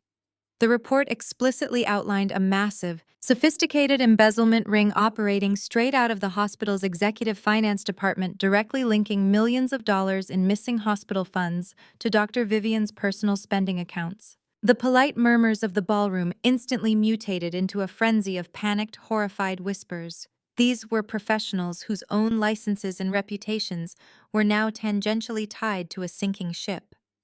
The very people who had kissed my parents' rings for decades were now physically backing away from the dance floor. "Fake news!" Vivian shrieked, her voice cracking as she desperately pointed at the phones illuminating the room. She stumbled forward, her designer heels slipping on the marble floor. "It is a targeted smear campaign. Jada paid someone to write this trash because she is a vindictive, jealous dropout. Do not read that garbage. We are the Washingtons. We represent the pinnacle of Black excellence in this city. You all know us. You know my integrity." She lunged toward a group of her elite sorority sisters, reaching out to grab the arm of a woman wearing a matching pearl necklace. The woman recoiled, ripping her arm away as if Vivian's touch would burn her. "Your integrity?" I echoed, my voice projecting effortlessly over her frantic denials. "Let us talk about your integrity, mother. Take a look at paragraph 4 of the article. Go ahead, read it to your friends. Or would you like me to recite it from memory?" Vivian froze, her chest heaving as she stared at me with wild, terrified eyes. I did not wait for her permission. I stepped forward, dominating the space her panic had created. The article lists 3 specific offshore accounts registered in the Cayman Islands under a shell corporation, I announced, ensuring every single guest could hear the undeniable truth. Accounts that perfectly match the routing numbers used to siphon grants meant for the hospital's pediatric intensive care unit. "And where did those grants go, Vivian? Shall we ask your private shopper at Hermes? Should we look at the wire transfers that paid for your luxury vacations to St. Bart's? Or the massive down payment on the $50,000 wedding gown your daughter is currently wearing? You bought your high society lifestyle with stolen money meant for sick children." "That is a lie!" Vivian screamed, her perfectly contoured face contorting into an ugly mask of desperation. "I earned everything I have. I am the chief of surgery. I work tirelessly. The board approves all of my expenses. You hacked those records to frame me." "No, I did not have to hack a single thing," I replied coldly. "Because when Vanguard Health Partners legally acquired the massive debt your hospital defaulted on, we also acquired the right to perform a complete, unhindered forensic audit of your financial servers. We found the ghost accounts. We found the fake vendor invoices you used to cover up your shopping sprees. And most importantly, we handed every single byte of that data directly to the federal authorities on a silver platter." The crowd erupted into chaotic shouting. Dr. Gregory raised his phone, his hand shaking violently. "She is telling the truth," he shouted to the other board members. "The article includes the exact routing numbers. It has screenshots of the internal hospital memos Marcus signed to bury the malpractice suits. They used our signatures to authorize the fraudulent transfers. We are all implicated in this mess." Total pandemonium consumed the wedding reception.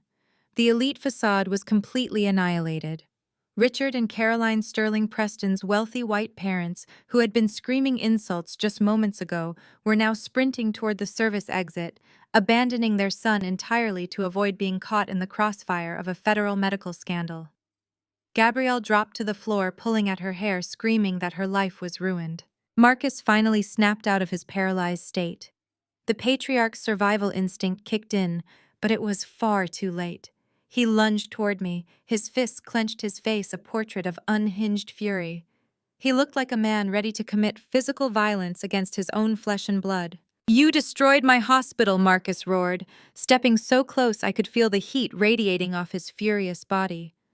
"I built that institution. I gave you a name that demands respect, and you dragged it through the mud. I will sue you for everything you have. I will bury Vanguard in litigation until you are back on the street begging for change.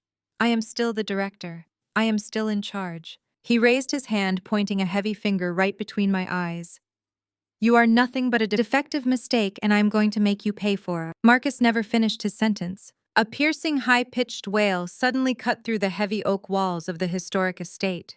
The sound was unmistakable. It was the synchronized aggressive blare of multiple police sirens approaching at high speed. The wailing grew louder, multiplying as half a dozen squad cars swarmed the long manicured driveway of the property.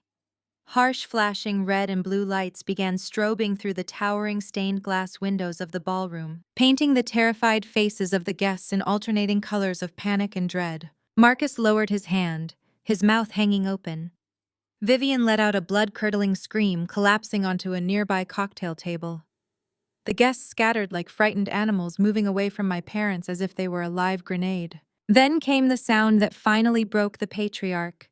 Heavy, rhythmic, and impossibly loud pounding shook the estate's grand mahogany front doors. It was not the polite knock of a wedding guest. It was the aggressive, commanding strike of federal agents preparing to breach the building. The heavy, rhythmic pounding on the grand mahogany doors echoed like a war drum through the shattered remains of the wedding reception. The federal agents outside were not asking for permission to enter. They were preparing to breach the building. Panic erupted into pure, unfiltered chaos. Highly respected surgeons shoved past each other, trampling over crushed white orchids and shattered champagne flutes in a desperate bid to reach the side exits. My father Marcus stood paralyzed, the arrogant fire completely extinguished from his eyes as he stared at the vibrating front doors. He was a man watching his entire universe collapse in real time, but I was not finished with him yet. I turned away from my frozen parents and strode purposefully across the dance floor toward the raised stage. The wedding band had stopped playing minutes ago. The lead singer, a man holding a silver microphone, was backing away nervously. I reached out and took the silver microphone directly from his trembling hand. I tapped the metal grill once. The sharp feedback shrieked through the towering speakers, slicing through the hysterical screams of the guests and demanding immediate, absolute silence. Everyone froze in place, turning their terrified faces toward me. I stood center stage, the emerald silk of my gown catching the flashing red and blue lights filtering through the stained glass windows. I signaled to Sasha. My assistant did not miss a beat. She marched over to the audiovisual control booth, forcefully moving a bewildered technician aside. She plugged a secure flash drive directly into the main console. Behind me, the massive digital projection screen spanning the entire back wall flickered to life. It was supposed to display a highly curated, overly romantic slideshow of Gabrielle and Preston pretending to be the perfect high society couple. Instead, a stark, black-and-white legal document illuminated the ballroom. The bold heading at the top read, "Confirmed Mergers and Acquisitions Agreement." The gasps from the remaining hospital board members were immediate. Marcus slowly turned his head toward the screen, his jaw going entirely slack. Vivian clutched her chest, her carefully constructed face twisting in horror as she recognized the official seals and signatures stamped at the bottom of the projected pages. I gripped the microphone, making sure my voice resonated with the chilling authority of a woman who had just conquered an empire. Let me explain exactly why the federal agents currently breaking down those doors are only here to seize your personal assets and not shutting down the hospital itself, I announced. I watched Marcus flinch as if I had physically struck him. Did you really think you could hide a $150 million deficit forever, Marcus? Did you think your prestigious title would magically erase the crippling debt Vivian racked up to fund her designer lifestyle? I paced slowly across the stage, letting the undeniable facts sink into the minds of the elite medical professionals trapped in the room. I projected my voice over the relentless pounding at the entrance.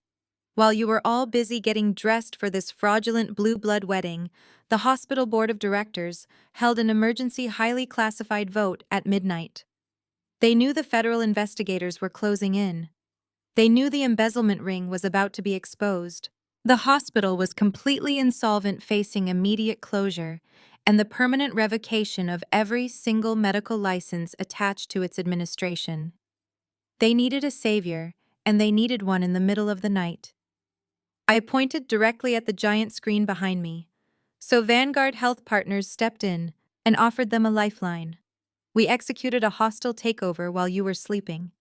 My firm legally absorbed your catastrophic $150 million debt. We shielded the innocent medical staff and the patients from the fallout of your grotesque financial crimes. But we did not do it out of charity. I bought your entire medical network, your flagship hospital, your surgical centers, and your administrative buildings. I acquired the entire empire you spent your life building, Marcus, and do you know what I paid for it? I zoomed in on the document displayed on the massive screen until the purchase price filled the entire display. I bought your legacy for exactly $1. The room erupted into fresh gasps of disbelief. Marcus stumbled backward, clutching a cocktail table to keep himself from collapsing to the floor. The patriarch who had ruled our family with an iron fist, who had thrown me out into the rain for failing to meet his impossible standards, was now a man with absolutely zero equity to his name. He had sold his soul for power, and I had purchased that power with pocket change. Vivian let out a strangled, pathetic wail. She looked up at the projection screen, her eyes darting frantically over the legal text, as if she could somehow find a loophole that would save her country club membership and her offshore bank accounts. There were no loopholes. The ink was dry. The acquisition was final.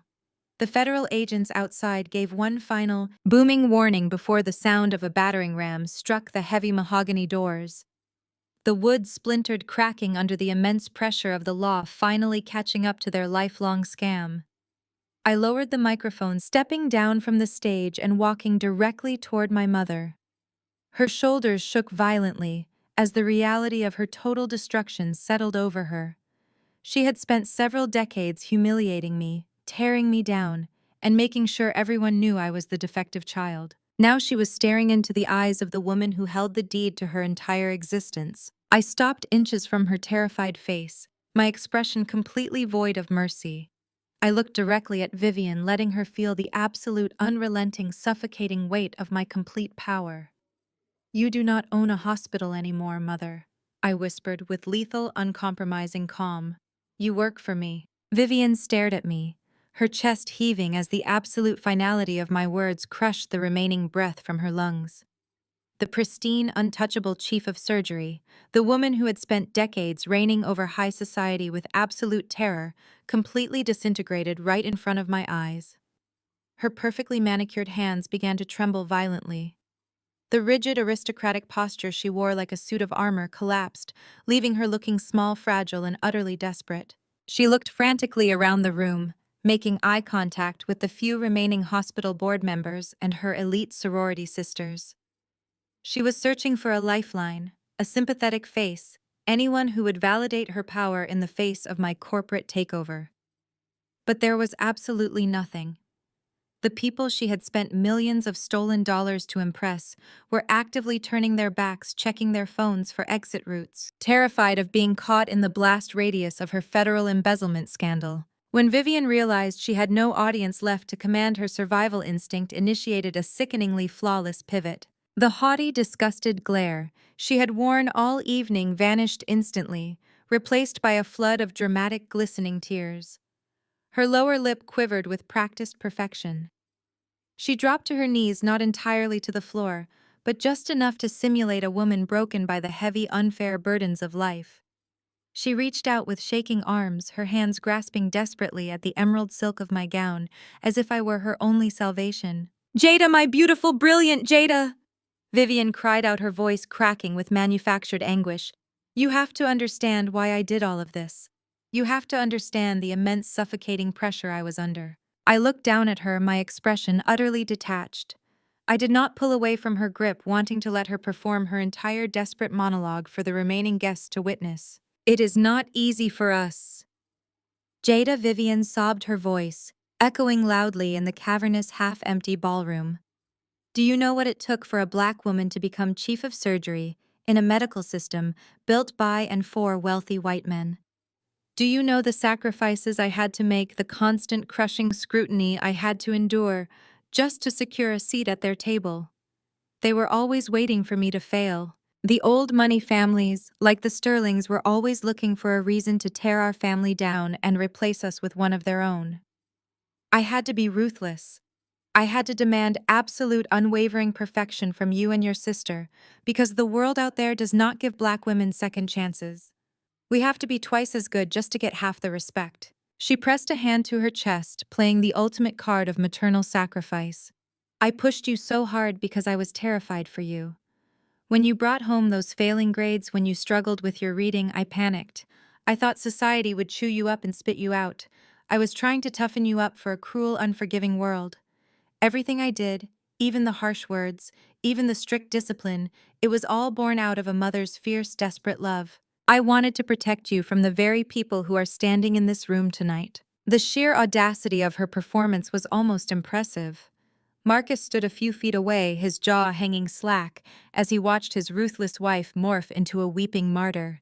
He had ruled alongside her for decades, yet even he looked shocked by her ability to weaponize her own racial and maternal identity to escape a federal prison sentence. Gabrielle was still sitting on the floor in her ruined wedding dress, watching our mother spin a masterclass in emotional manipulation. Vivian was trying to rewrite decades of psychological abuse and blatant financial theft into a heroic tale of survival and protection. Vivian pulled herself up, wiping the mascara-stained tears from her cheeks with the back of her hand. She took a step closer, her voice dropping to a raw, pleading whisper. You proved me wrong, Jada. You proved that you are stronger and smarter than I ever gave you credit for. You won. You own the hospital. You own the entire network. I accept that.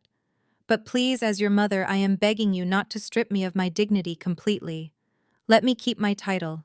Just let me remain chief of surgery. You can cut my salary to nothing. You can monitor my bank accounts. Just do not take away the only thing I have worked my entire life to achieve.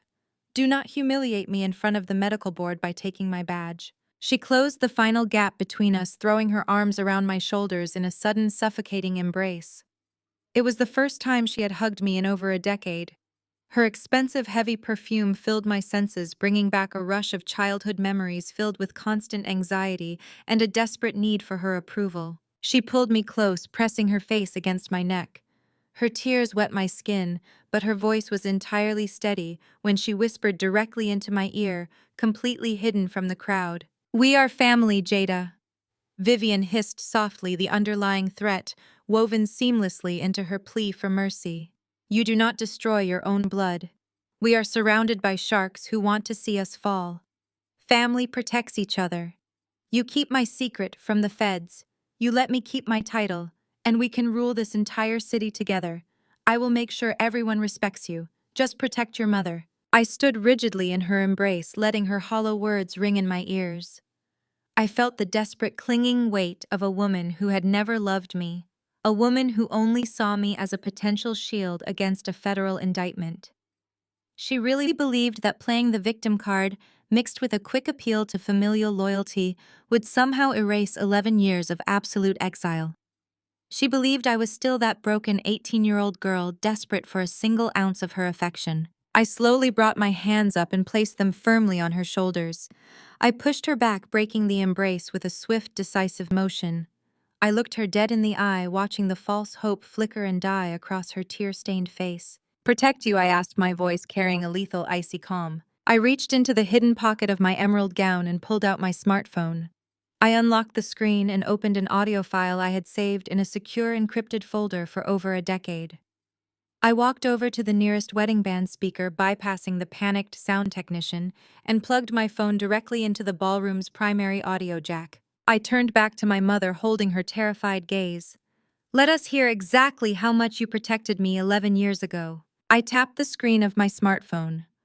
A sharp crackle of static pierced the heavy silence of the ballroom, echoing loudly through the massive concert speakers. The static was immediately followed by the unmistakable rhythmic sound of heavy rain lashing against a glass window. It was the exact audio from the night of the thunderstorm 11 years ago. The night they threw me out into the cold. I had left my old phone recording on the kitchen counter, hoping to catch my parents talking about giving me a second chance. Instead, I captured the precise blueprint of my own destruction. Marcus, we have absolutely no other choice. A younger, frantic version of Vivian's voice filled the cavernous room. The audio was pristine, I had paid top audio engineers to digitally remaster the old file to ensure every single syllable was crystal clear. The wealthy guests in the ballroom gasped collectively. They instantly recognized the haughty, commanding tone of their esteemed chief of surgery. But they had never heard her sound so desperate, so utterly stripped of her refined country club persona. The hospital board is threatening to audit my departmental expenses. Marcus's recorded voice replied, his tone laced with raw panic. We are short $80,000 for this quarter alone. You maxed out the credit lines for your designer wardrobe and your luxury car leases. If we do not cover this deficit by Monday morning, the board will launch an official investigation. I will lose my director position. We will lose everything we have built. Then we use the trust fund. Vivian's voice snapped back over the sound of the pouring rain. The one your mother left for Jada. It holds over $200,000. It officially unlocks next week when she turns 18. It is legally bound for her college tuition. Vivian Marcus argued on the tape, his voice trembling with cowardice. If we touch that account, it is a felony. It is wire fraud. Who exactly is going to report us? Vivian scoffed on the recording, her voice dripping with venomous disdain. She cannot even read the bank statements properly. She failed organic chemistry again today. I am throwing her out of the house tonight. I will pack her things in garbage bags and leave them on the front lawn. I will tell the entire medical community that she ran away because she was too ashamed of her abysmal grades to face us.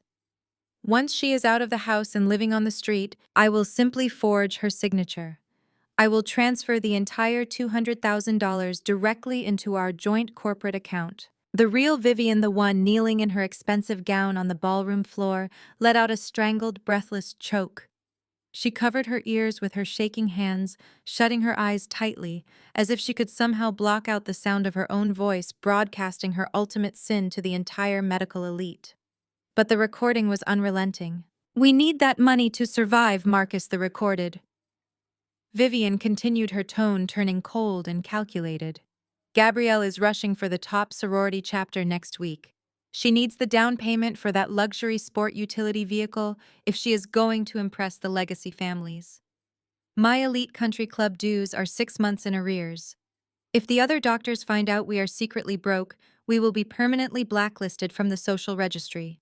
Do not act like you have a moral compass now. Take the money. She is too stupid for college anyway. Gabrielle is our only real investment. The audio clip finished, leaving only the sound of the recorded rain echoing through the towering speakers. The fallout in the ballroom was instantaneous and absolutely devastating. The revelation that the great Dr. Vivian and Dr. Marcus had deliberately orchestrated my homelessness just to steal my dead grandmother's inheritance hit the crowd like a physical blow.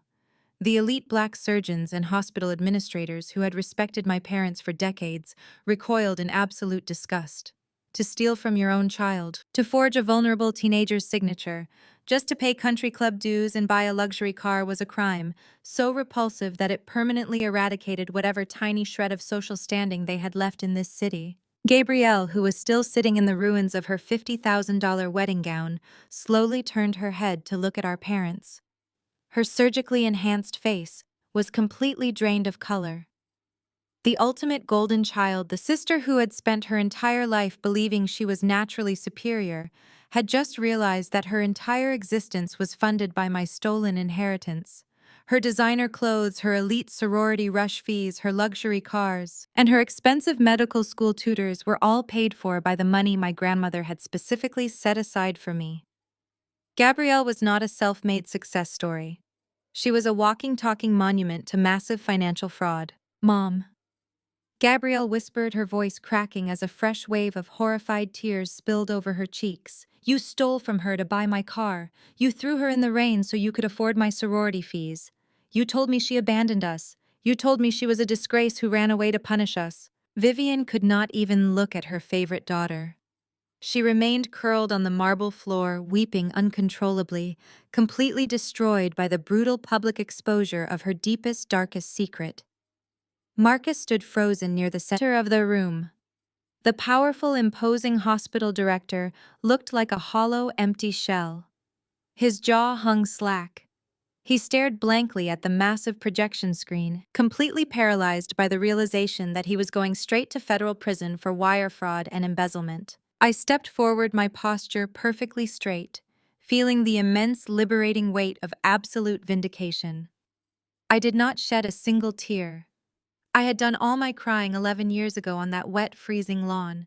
Today I was here for absolute justice. I reached over and cleanly pulled the audio cord from my smartphone, cutting the sound of the recorded rain entirely.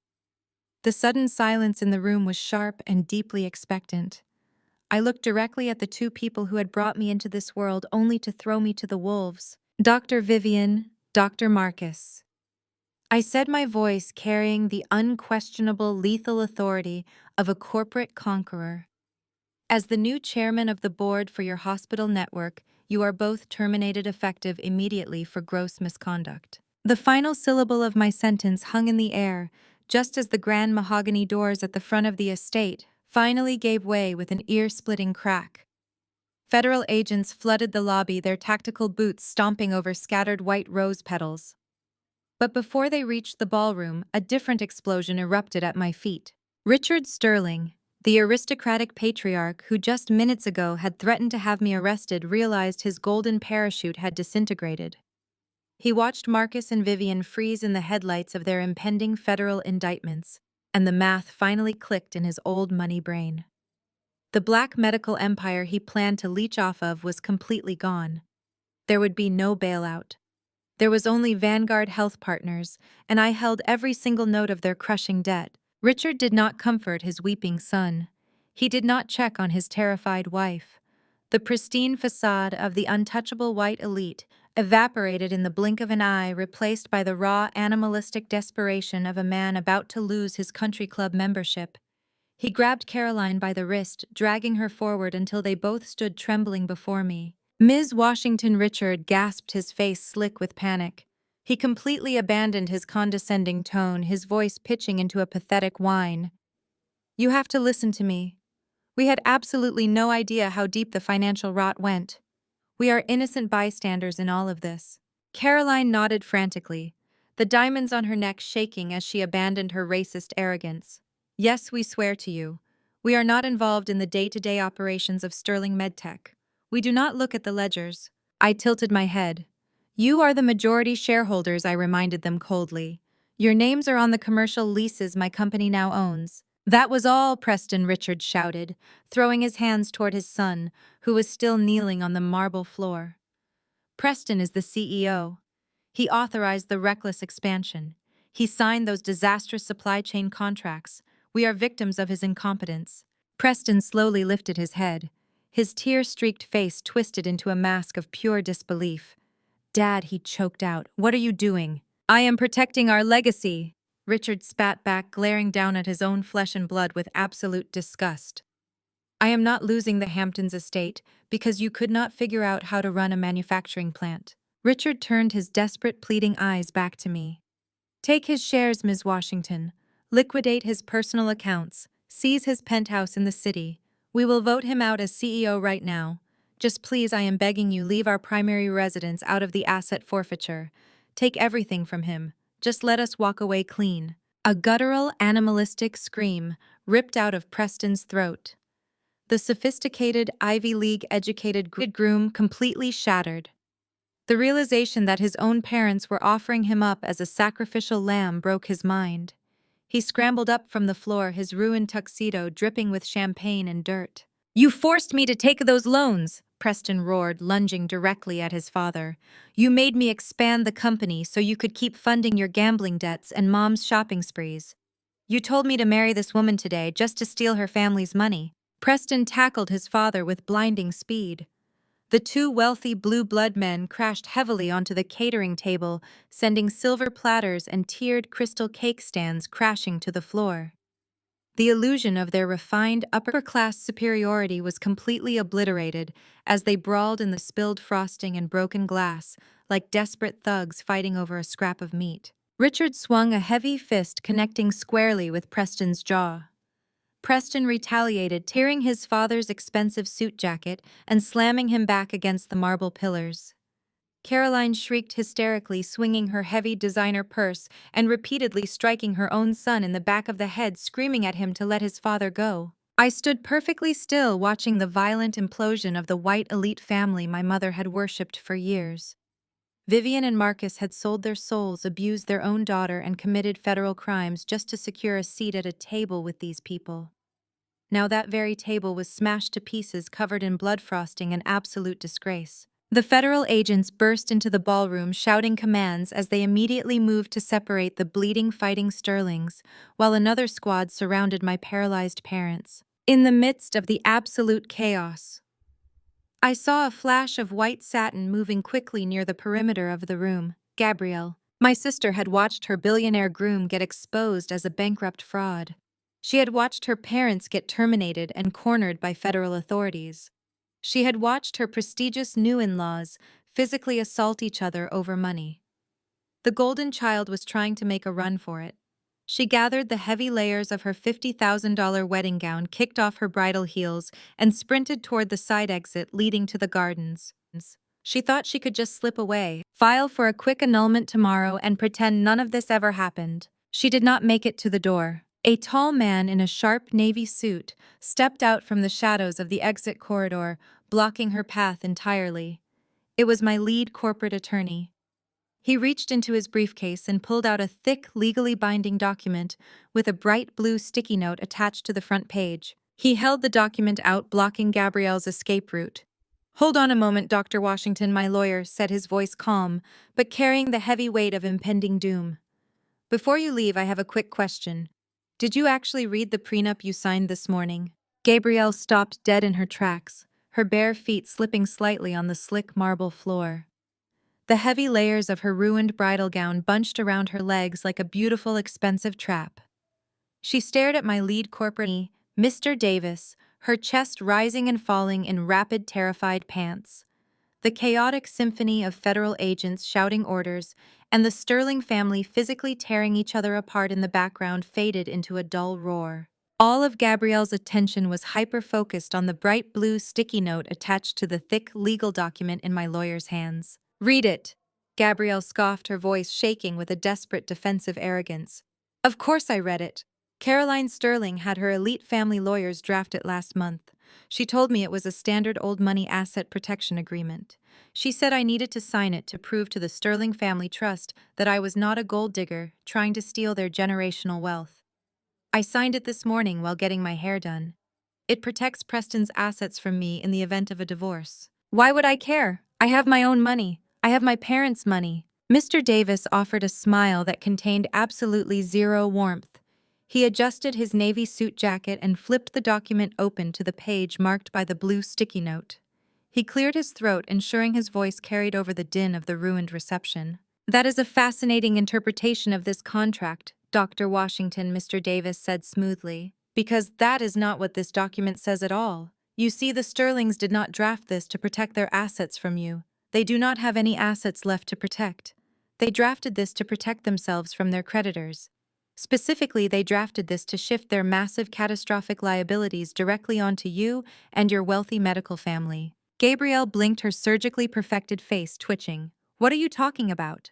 Mr. Davis stepped closer, holding the page out so Gabrielle could see her own frantic looping signature in blue ink at the bottom. Section 4, paragraph 9.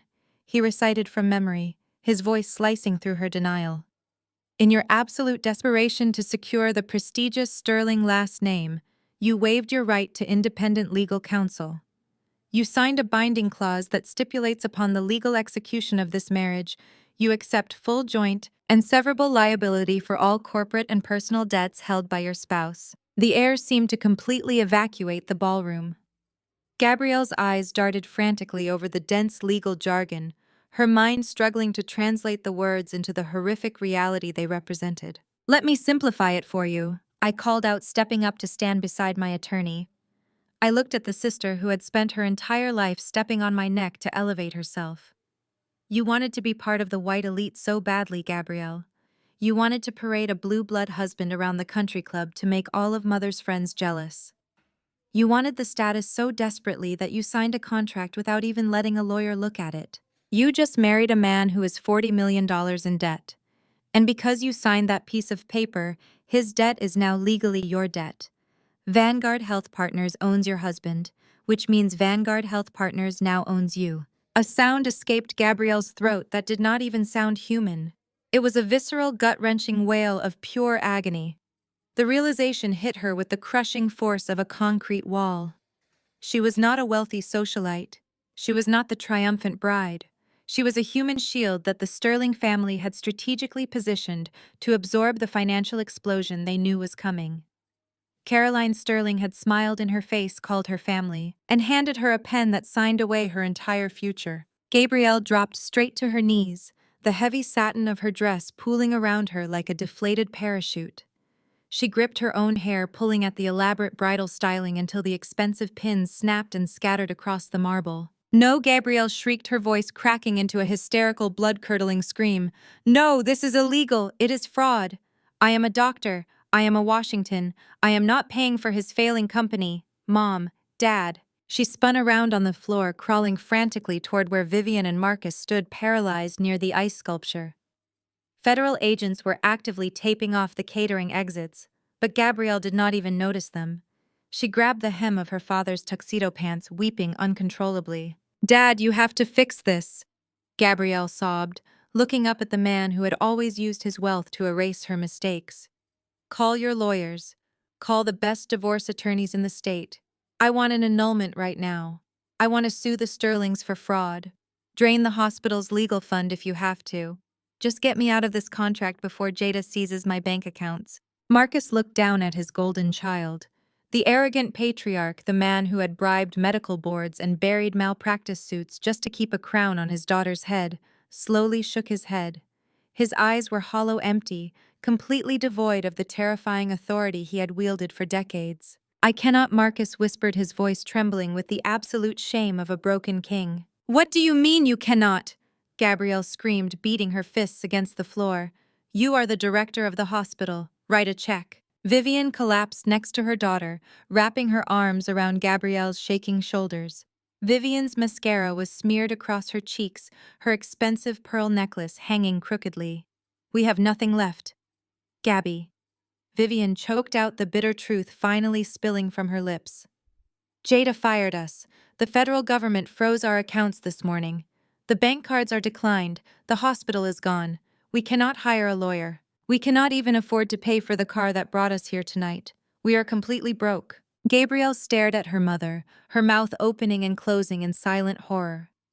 The protective bubble of black excellence and unlimited medical wealth had violently popped. There was no safety net. There was no daddy's credit card to make the bad things go away. She was tied to a $40 million anchor, and her parents had just been thrown overboard right alongside her. As the three of them huddled together on the floor of the ruined wedding reception, weeping over the ashes of their fabricated empire, the heavy front doors of the estate swung open once more. A man wearing a simple gray uniform pushed his way past the federal agents who were busy detaining Richard Sterling. The man carried a thick, sturdy manila envelope. He walked with absolute purpose across the ballroom, his eyes scanning the chaotic scene until they landed directly on my mother. He stepped around the shattered crystal and crushed orchids, stopping right in front of the weeping matriarch. Vivian Washington, the courier, asked, his voice entirely detached from the intense family drama unfolding around him. Vivian slowly looked up, her tear-streaked face a portrait of absolute misery. "Yes," she whispered. The courier shoved the thick envelope directly into her trembling hands. "You have been served," he announced loudly. Vivian stared at the heavy package as if it were a venomous snake. Her shaking fingers fumbled with the metal clasp. She pulled out a stack of dense, officially stamped legal documents. I watched from a few feet away as her eyes scanned the bold black lettering at the top of the first page. The final nail in the coffin of her high society reign had arrived right on schedule. It was a bank foreclosure notice for their $5 million mansion. The heavy parchment paper of the foreclosure notice slipped from Vivian's trembling fingers, floating down to land in a puddle of spilled champagne. That single fluttering piece of paper was the starting gun for the mass exodus. The elite black medical society of the city, The very people my parents had spent millions of stolen dollars to impress did not offer a single word of comfort. They offered only their backs. Dr. Gregory, the man who had been sipping premium scotch with my father just an hour ago, was the first to make a move. He aggressively adjusted his tie, his face pale with the terror of federal association. He grabbed his wife by the elbow, pulling her forcefully toward the side exit. He did not even look at Marcus as he passed. He kept his eyes fixed firmly on the floor, terrified that even a passing glance of sympathy might be caught on the security cameras and used as evidence of collusion by the federal agents swarming the lobby. Marcus reached out a trembling hand toward his oldest colleague. "Wait, Gregory," Marcus pleaded, his booming, authoritative voice reduced to a pathetic, reedy croak. "We can explain all of this. It is a simple misunderstanding. We just need a short-term bridge loan to cover the initial legal retainers. We have been friends for 30 years. Gregory slapped Marcus's hand away with physical revulsion. "Do not touch me," Gregory hissed, his voice echoing in the rapidly emptying space. "You embezzled from the pediatric intensive care unit to buy designer handbags. You forged board signatures to cover up your wife's shopping sprees. My legal team will be filing a civil suit against you by Monday morning to protect the clinical practice. If you ever contact my family again, I will personally hand over every email you ever sent me to the FBI without hesitation." The panic in the room accelerated into a chaotic stampede. The wealthy sorority sisters, the women who had flanked Vivian all evening like a royal guard, practically trampled each other to get to the coat check. I watched a woman in a stunning sapphire gown trip over a fallen floral arrangement, scramble to her feet, and keep running without even retrieving her lost diamond earring. They were fleeing as if the historic estate was actively engulfed in flames. Vivian stood frozen in the center of the wreckage, her eyes wide and unblinking. She called out to her friends by name, her voice cracking as she begged them to stay, begging them to remember the lavish charity galas and the exclusive luncheons she had hosted at her mansion. But the society she worshipped was entirely transactional.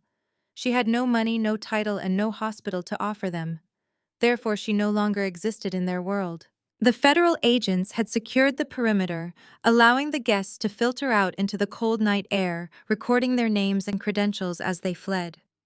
The flashing red and blue lights from the police cruisers outside cut through the stained glass windows, illuminating the absolute devastation of the grand ballroom. Within 10 minutes, the massive reception hall was entirely devoid of guests. The magnificent space, which had been brimming with the absolute pinnacle of black excellence and old money prestige, now resembled the violent aftermath of a riot. Smashed crystal flutes glittered dangerously on the polished marble floor. The towering $50,000 floral arches of white orchids and imported roses had been knocked over in the scramble, their pristine petals completely crushed under the desperate heels of fleeing socialites. Half-eaten plates of caviar and lobster tail sat abandoned on tables with violently overturned chairs. My parents were completely and utterly alone. Their lifelong obsession with social status, the toxic pursuit of perfection that had driven them to abuse me and weaponize Gabrielle, had ended in absolute deafening isolation. They had traded their morals, their professional oaths, and their own flesh and blood for a seat at a table that had just been smashed to splinters. Gabrielle was still curled on the floor near the edge of the dance floor, weeping into the heavy satin of her ruined wedding dress. She was muttering wildly about annulments and bankruptcy lawyers, entirely broken by the realization that she was legally tethered to Preston Sterling's $40 million crater. Preston himself had already been hauled out of the room by federal agents alongside his brawling parents, Richard and Caroline. The white elites who had looked down on my family had been dragged out in handcuffs, completely destroying any lingering delusion of their racial and financial superiority. Vivian sank to her knees next to the soggy foreclosure notice. The woman who had proudly called me a defect an hour ago was now hyperventilating, staring blankly at the wet marble. She had no country club to retreat to. She had no mansion to hide in. She had no surgical residence to bully. The crushing reality of her impending federal prison sentence was finally overriding her deep-seated narcissism. I stood in the center of the room, my emerald silk gown untouched by the debris. My posture was perfectly straight. I felt an overwhelming, profound sense of tranquility. The heavy, suffocating anxiety I had carried in my chest since I was a teenager simply evaporated. I had spent 11 years building a fortress of wealth and power so that these people could never hurt me again. But standing here watching them choke on the ashes of their own greed, I realized I did not just build a fortress. I had built a mirror, and I had finally forced them to look at their own hideous reflections. I turned to my executive assistant, Sasha, who was standing quietly by the audiovisual booth. "Tell Mr. Harrison to coordinate with the federal authorities for the property cleanup I instructed evenly. My work here is entirely finished. Let us go home." I turned my back on the weeping remnants of the Washington medical dynasty. I began to walk toward the grand exit, my heels clicking sharply against the marble, a steady and victorious rhythm echoing in the hollow space. The sound of my departure finally snapped Marcus out of his catatonic shock. The reality that his ultimate victim was walking away as the undisputed victor broke whatever tiny fragment of sanity he had left. He scrambled over the broken chairs and crushed orchids, his breathing ragged and heavy. He lunged forward with desperate, grasping hands, trying to physically grab my arm to stop me from leaving. "Jada, please, you are my daughter." Marcus lunged forward, his heavy dress shoes slipping slightly on the champagne-soaked marble. His hand closed around my wrist. His grip was desperate, slick with cold sweat, entirely lacking the intimidating strength he used to wield when I was a vulnerable teenager. "Jada, please, you are my daughter," he begged, his voice cracking into a pathetic, reedy whine that echoed in the cavernous, empty ballroom. I looked down at his trembling fingers staining the emerald silk of my sleeve. A surge of absolute revulsion shot through my veins. I did not flinch, and I did not hesitate. I violently yanked my arm away, snapping my wrist back with enough force that Marcus actually stumbled forward, nearly losing his balance and crashing into a ruined cocktail table. "Do not touch me," I commanded, my voice dropping to a glacial, uncompromising chill that froze him exactly where he stood. "You do not get to use that word, Marcus. You do not get to call me your daughter now that your bank accounts are frozen and the federal authorities are taping off your exits. You looked at me 11 years ago and saw nothing but a liability. You saw a dyslexic teenager who threatened your flawless country club image, so you threw me out like expired garbage." Marcus opened his mouth, thick tears finally spilling over his eyelids, but I cut him off before he could formulate another manipulation. "You stood on the porch, watched the rain soak through my clothes, and told me to change my last name. Well, I kept the name. I just bought yours out from under you. Do not pretend this is about love. Do not pretend this is about family. DNA makes relatives, Marcus. Respect makes family. I lost my family standing in the rain at 18. Today, I am just a debt collector cleaning up a bad investment." My words struck him like physical blows. He physically recoiled, his broad shoulders collapsing under the weight of his undeniable guilt. I took a step closer, forcing him to look me in the eye. "You traded your only loyal child for a fleeting seat at a table of white elites who abandoned you the second your credit card declined. You sold your professional integrity to fund Vivian's designer closet and Gabrielle's fake face. You chose your legacy over me, and now I own it. All of it. The hospital network, the surgical centers, the very ground you are standing on. It is mine, and you have absolutely nothing left to offer me." As I delivered the final crushing blow to his ego, the heavy double doors at the far end of the ballroom swung open. A group of 6 sharply dressed professionals strode into the wreckage of the reception. They did not hesitate or look around at the smashed crystal, the overturned chairs, or the crushed white orchids. They walked with absolute unified purpose directly toward me. This was the Vanguard Health Partners executive team. They were a diverse, ruthless, and incredibly brilliant group of individuals. Leading them was Maya, my chief operating officer, a formidable black woman who had given me my first corporate internship when I was sleeping in my car. Beside her was David, my chief financial officer, who had spent countless sleepless nights helping me build the complex algorithms that ultimately made me a billionaire. They were flanked by our top legal counsel and operations directors. They marched across the dance floor and immediately flanked me, forming a protective, impenetrable wall of corporate power between me and the weeping remnants of the Washington family. This was my real family. These were the people who picked me up when my biological parents left me to starve. They saw my dyslexia not as a defect, but as a unique analytical genius. They did not demand superficial perfection. They demanded grit, loyalty, and execution. They built a massive empire alongside me, while my mother and father were busy stealing my grandmother's inheritance to buy luxury cars. I looked at Marcus, Vivian, and Gabrielle, making sure they saw the unbreakable loyalty radiating from the team standing at my side. Maya stepped forward, handing me a sleek tablet, displaying the final confirmation of the hospital acquisition. The transition is complete, Jada Maya stated clearly, her voice unwavering. The federal agents have secured the financial servers and the local authorities are waiting in the lobby to take the former directors into custody. We are ready to leave whenever you are. I nodded, handing the tablet back to her. Thank you, Maya. I turned my attention back to the shattered patriarch. You have absolutely no power here anymore, Marcus. Your reign is over. I turned my back on them. I did not look at my mother, who was sobbing uncontrollably on the floor next to her wet foreclosure notice, her perfect makeup completely ruined. I did not look at my sister, who was screaming in her soiled wedding dress amidst the scattered, trampled floral arrangements tied to a $40 million debt she could never escape. I did not look at my father as he fell to his knees beside the smashed five-tiered wedding cake, his hands clutching his head in absolute, irredeemable defeat. I simply walked away, surrounded by the people who actually loved me, leaving the elite black medical dynasty to drown in the ashes of their own catastrophic greed. I turned my back and walked. My heels struck the marble floor in a steady, unbroken rhythm, a sharp contrast to the chaotic scrambling of the federal agents securing the perimeter of the ballroom. The heavy mahogany doors had been propped wide open by the tactical teams, letting the crisp, biting night air sweep into the stifling heat of the ruined reception. I stepped over the threshold and walked out onto the grand stone portico of the estate I now owned. I did not rush. I did not look over my shoulder.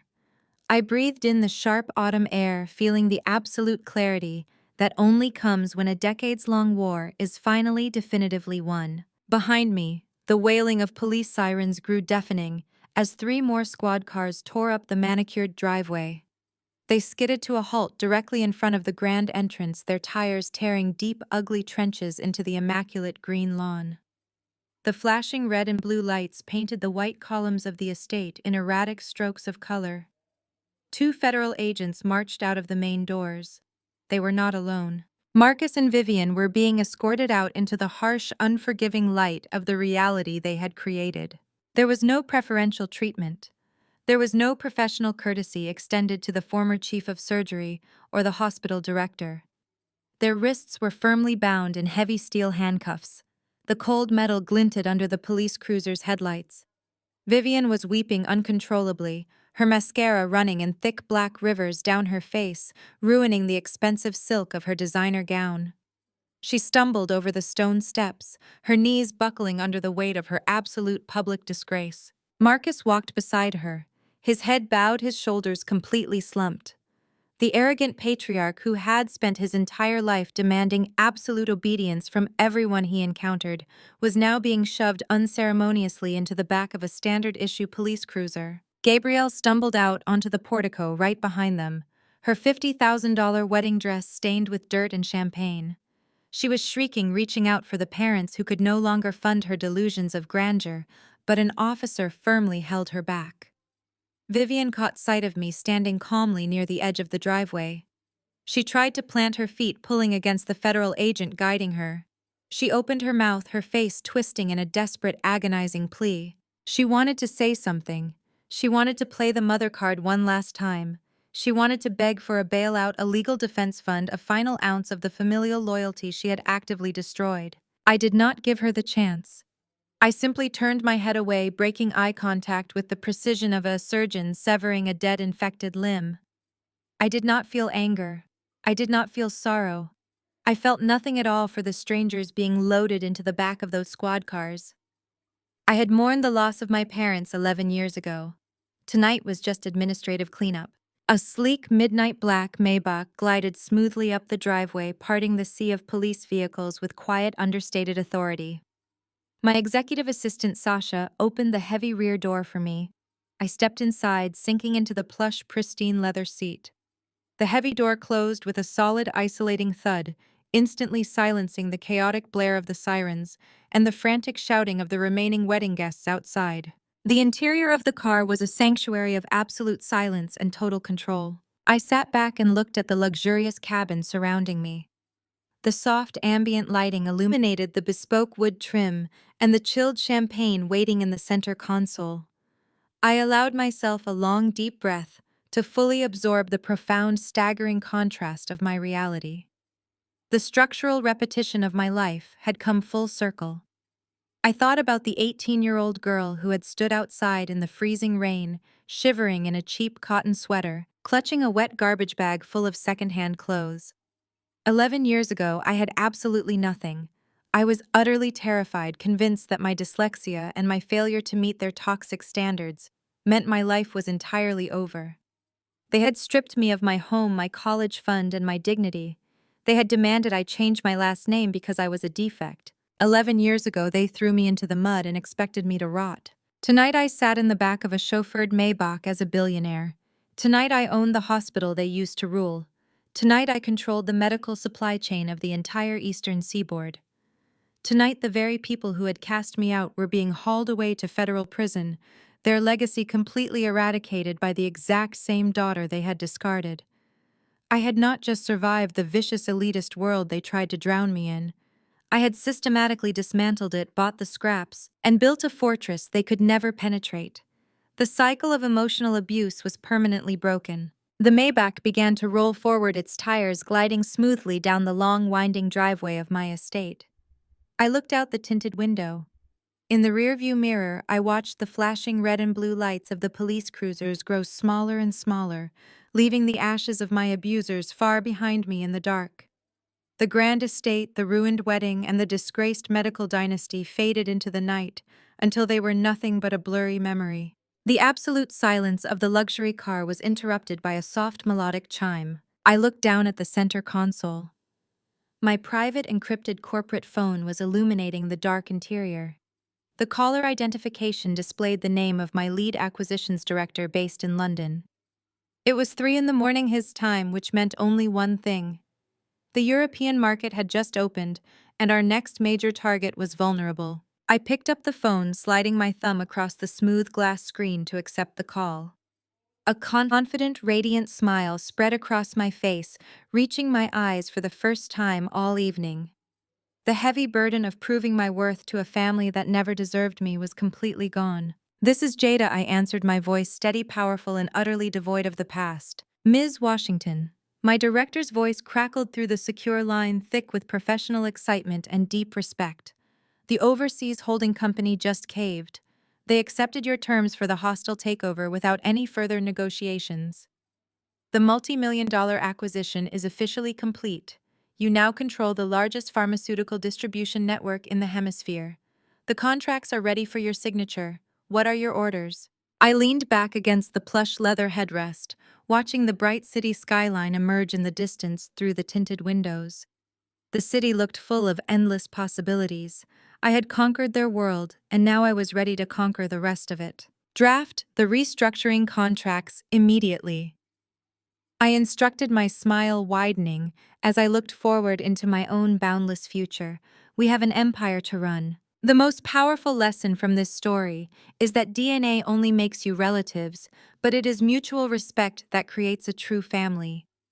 You never have to shrink yourself to survive in a toxic environment that refuses to acknowledge your worth. Sometimes the profound pain of abandonment is actually a necessary redirection, giving you the exact space you need to build your own empire from the ground up. True success comes when you finally realize your value is never determined by the people who were too blind to see your true potential. Have you ever had to walk away from toxic relatives to protect your peace? And if so, please share your experiences in the comments below. And do not forget to hit like and subscribe for more empowering stories of survival and sweet revenge.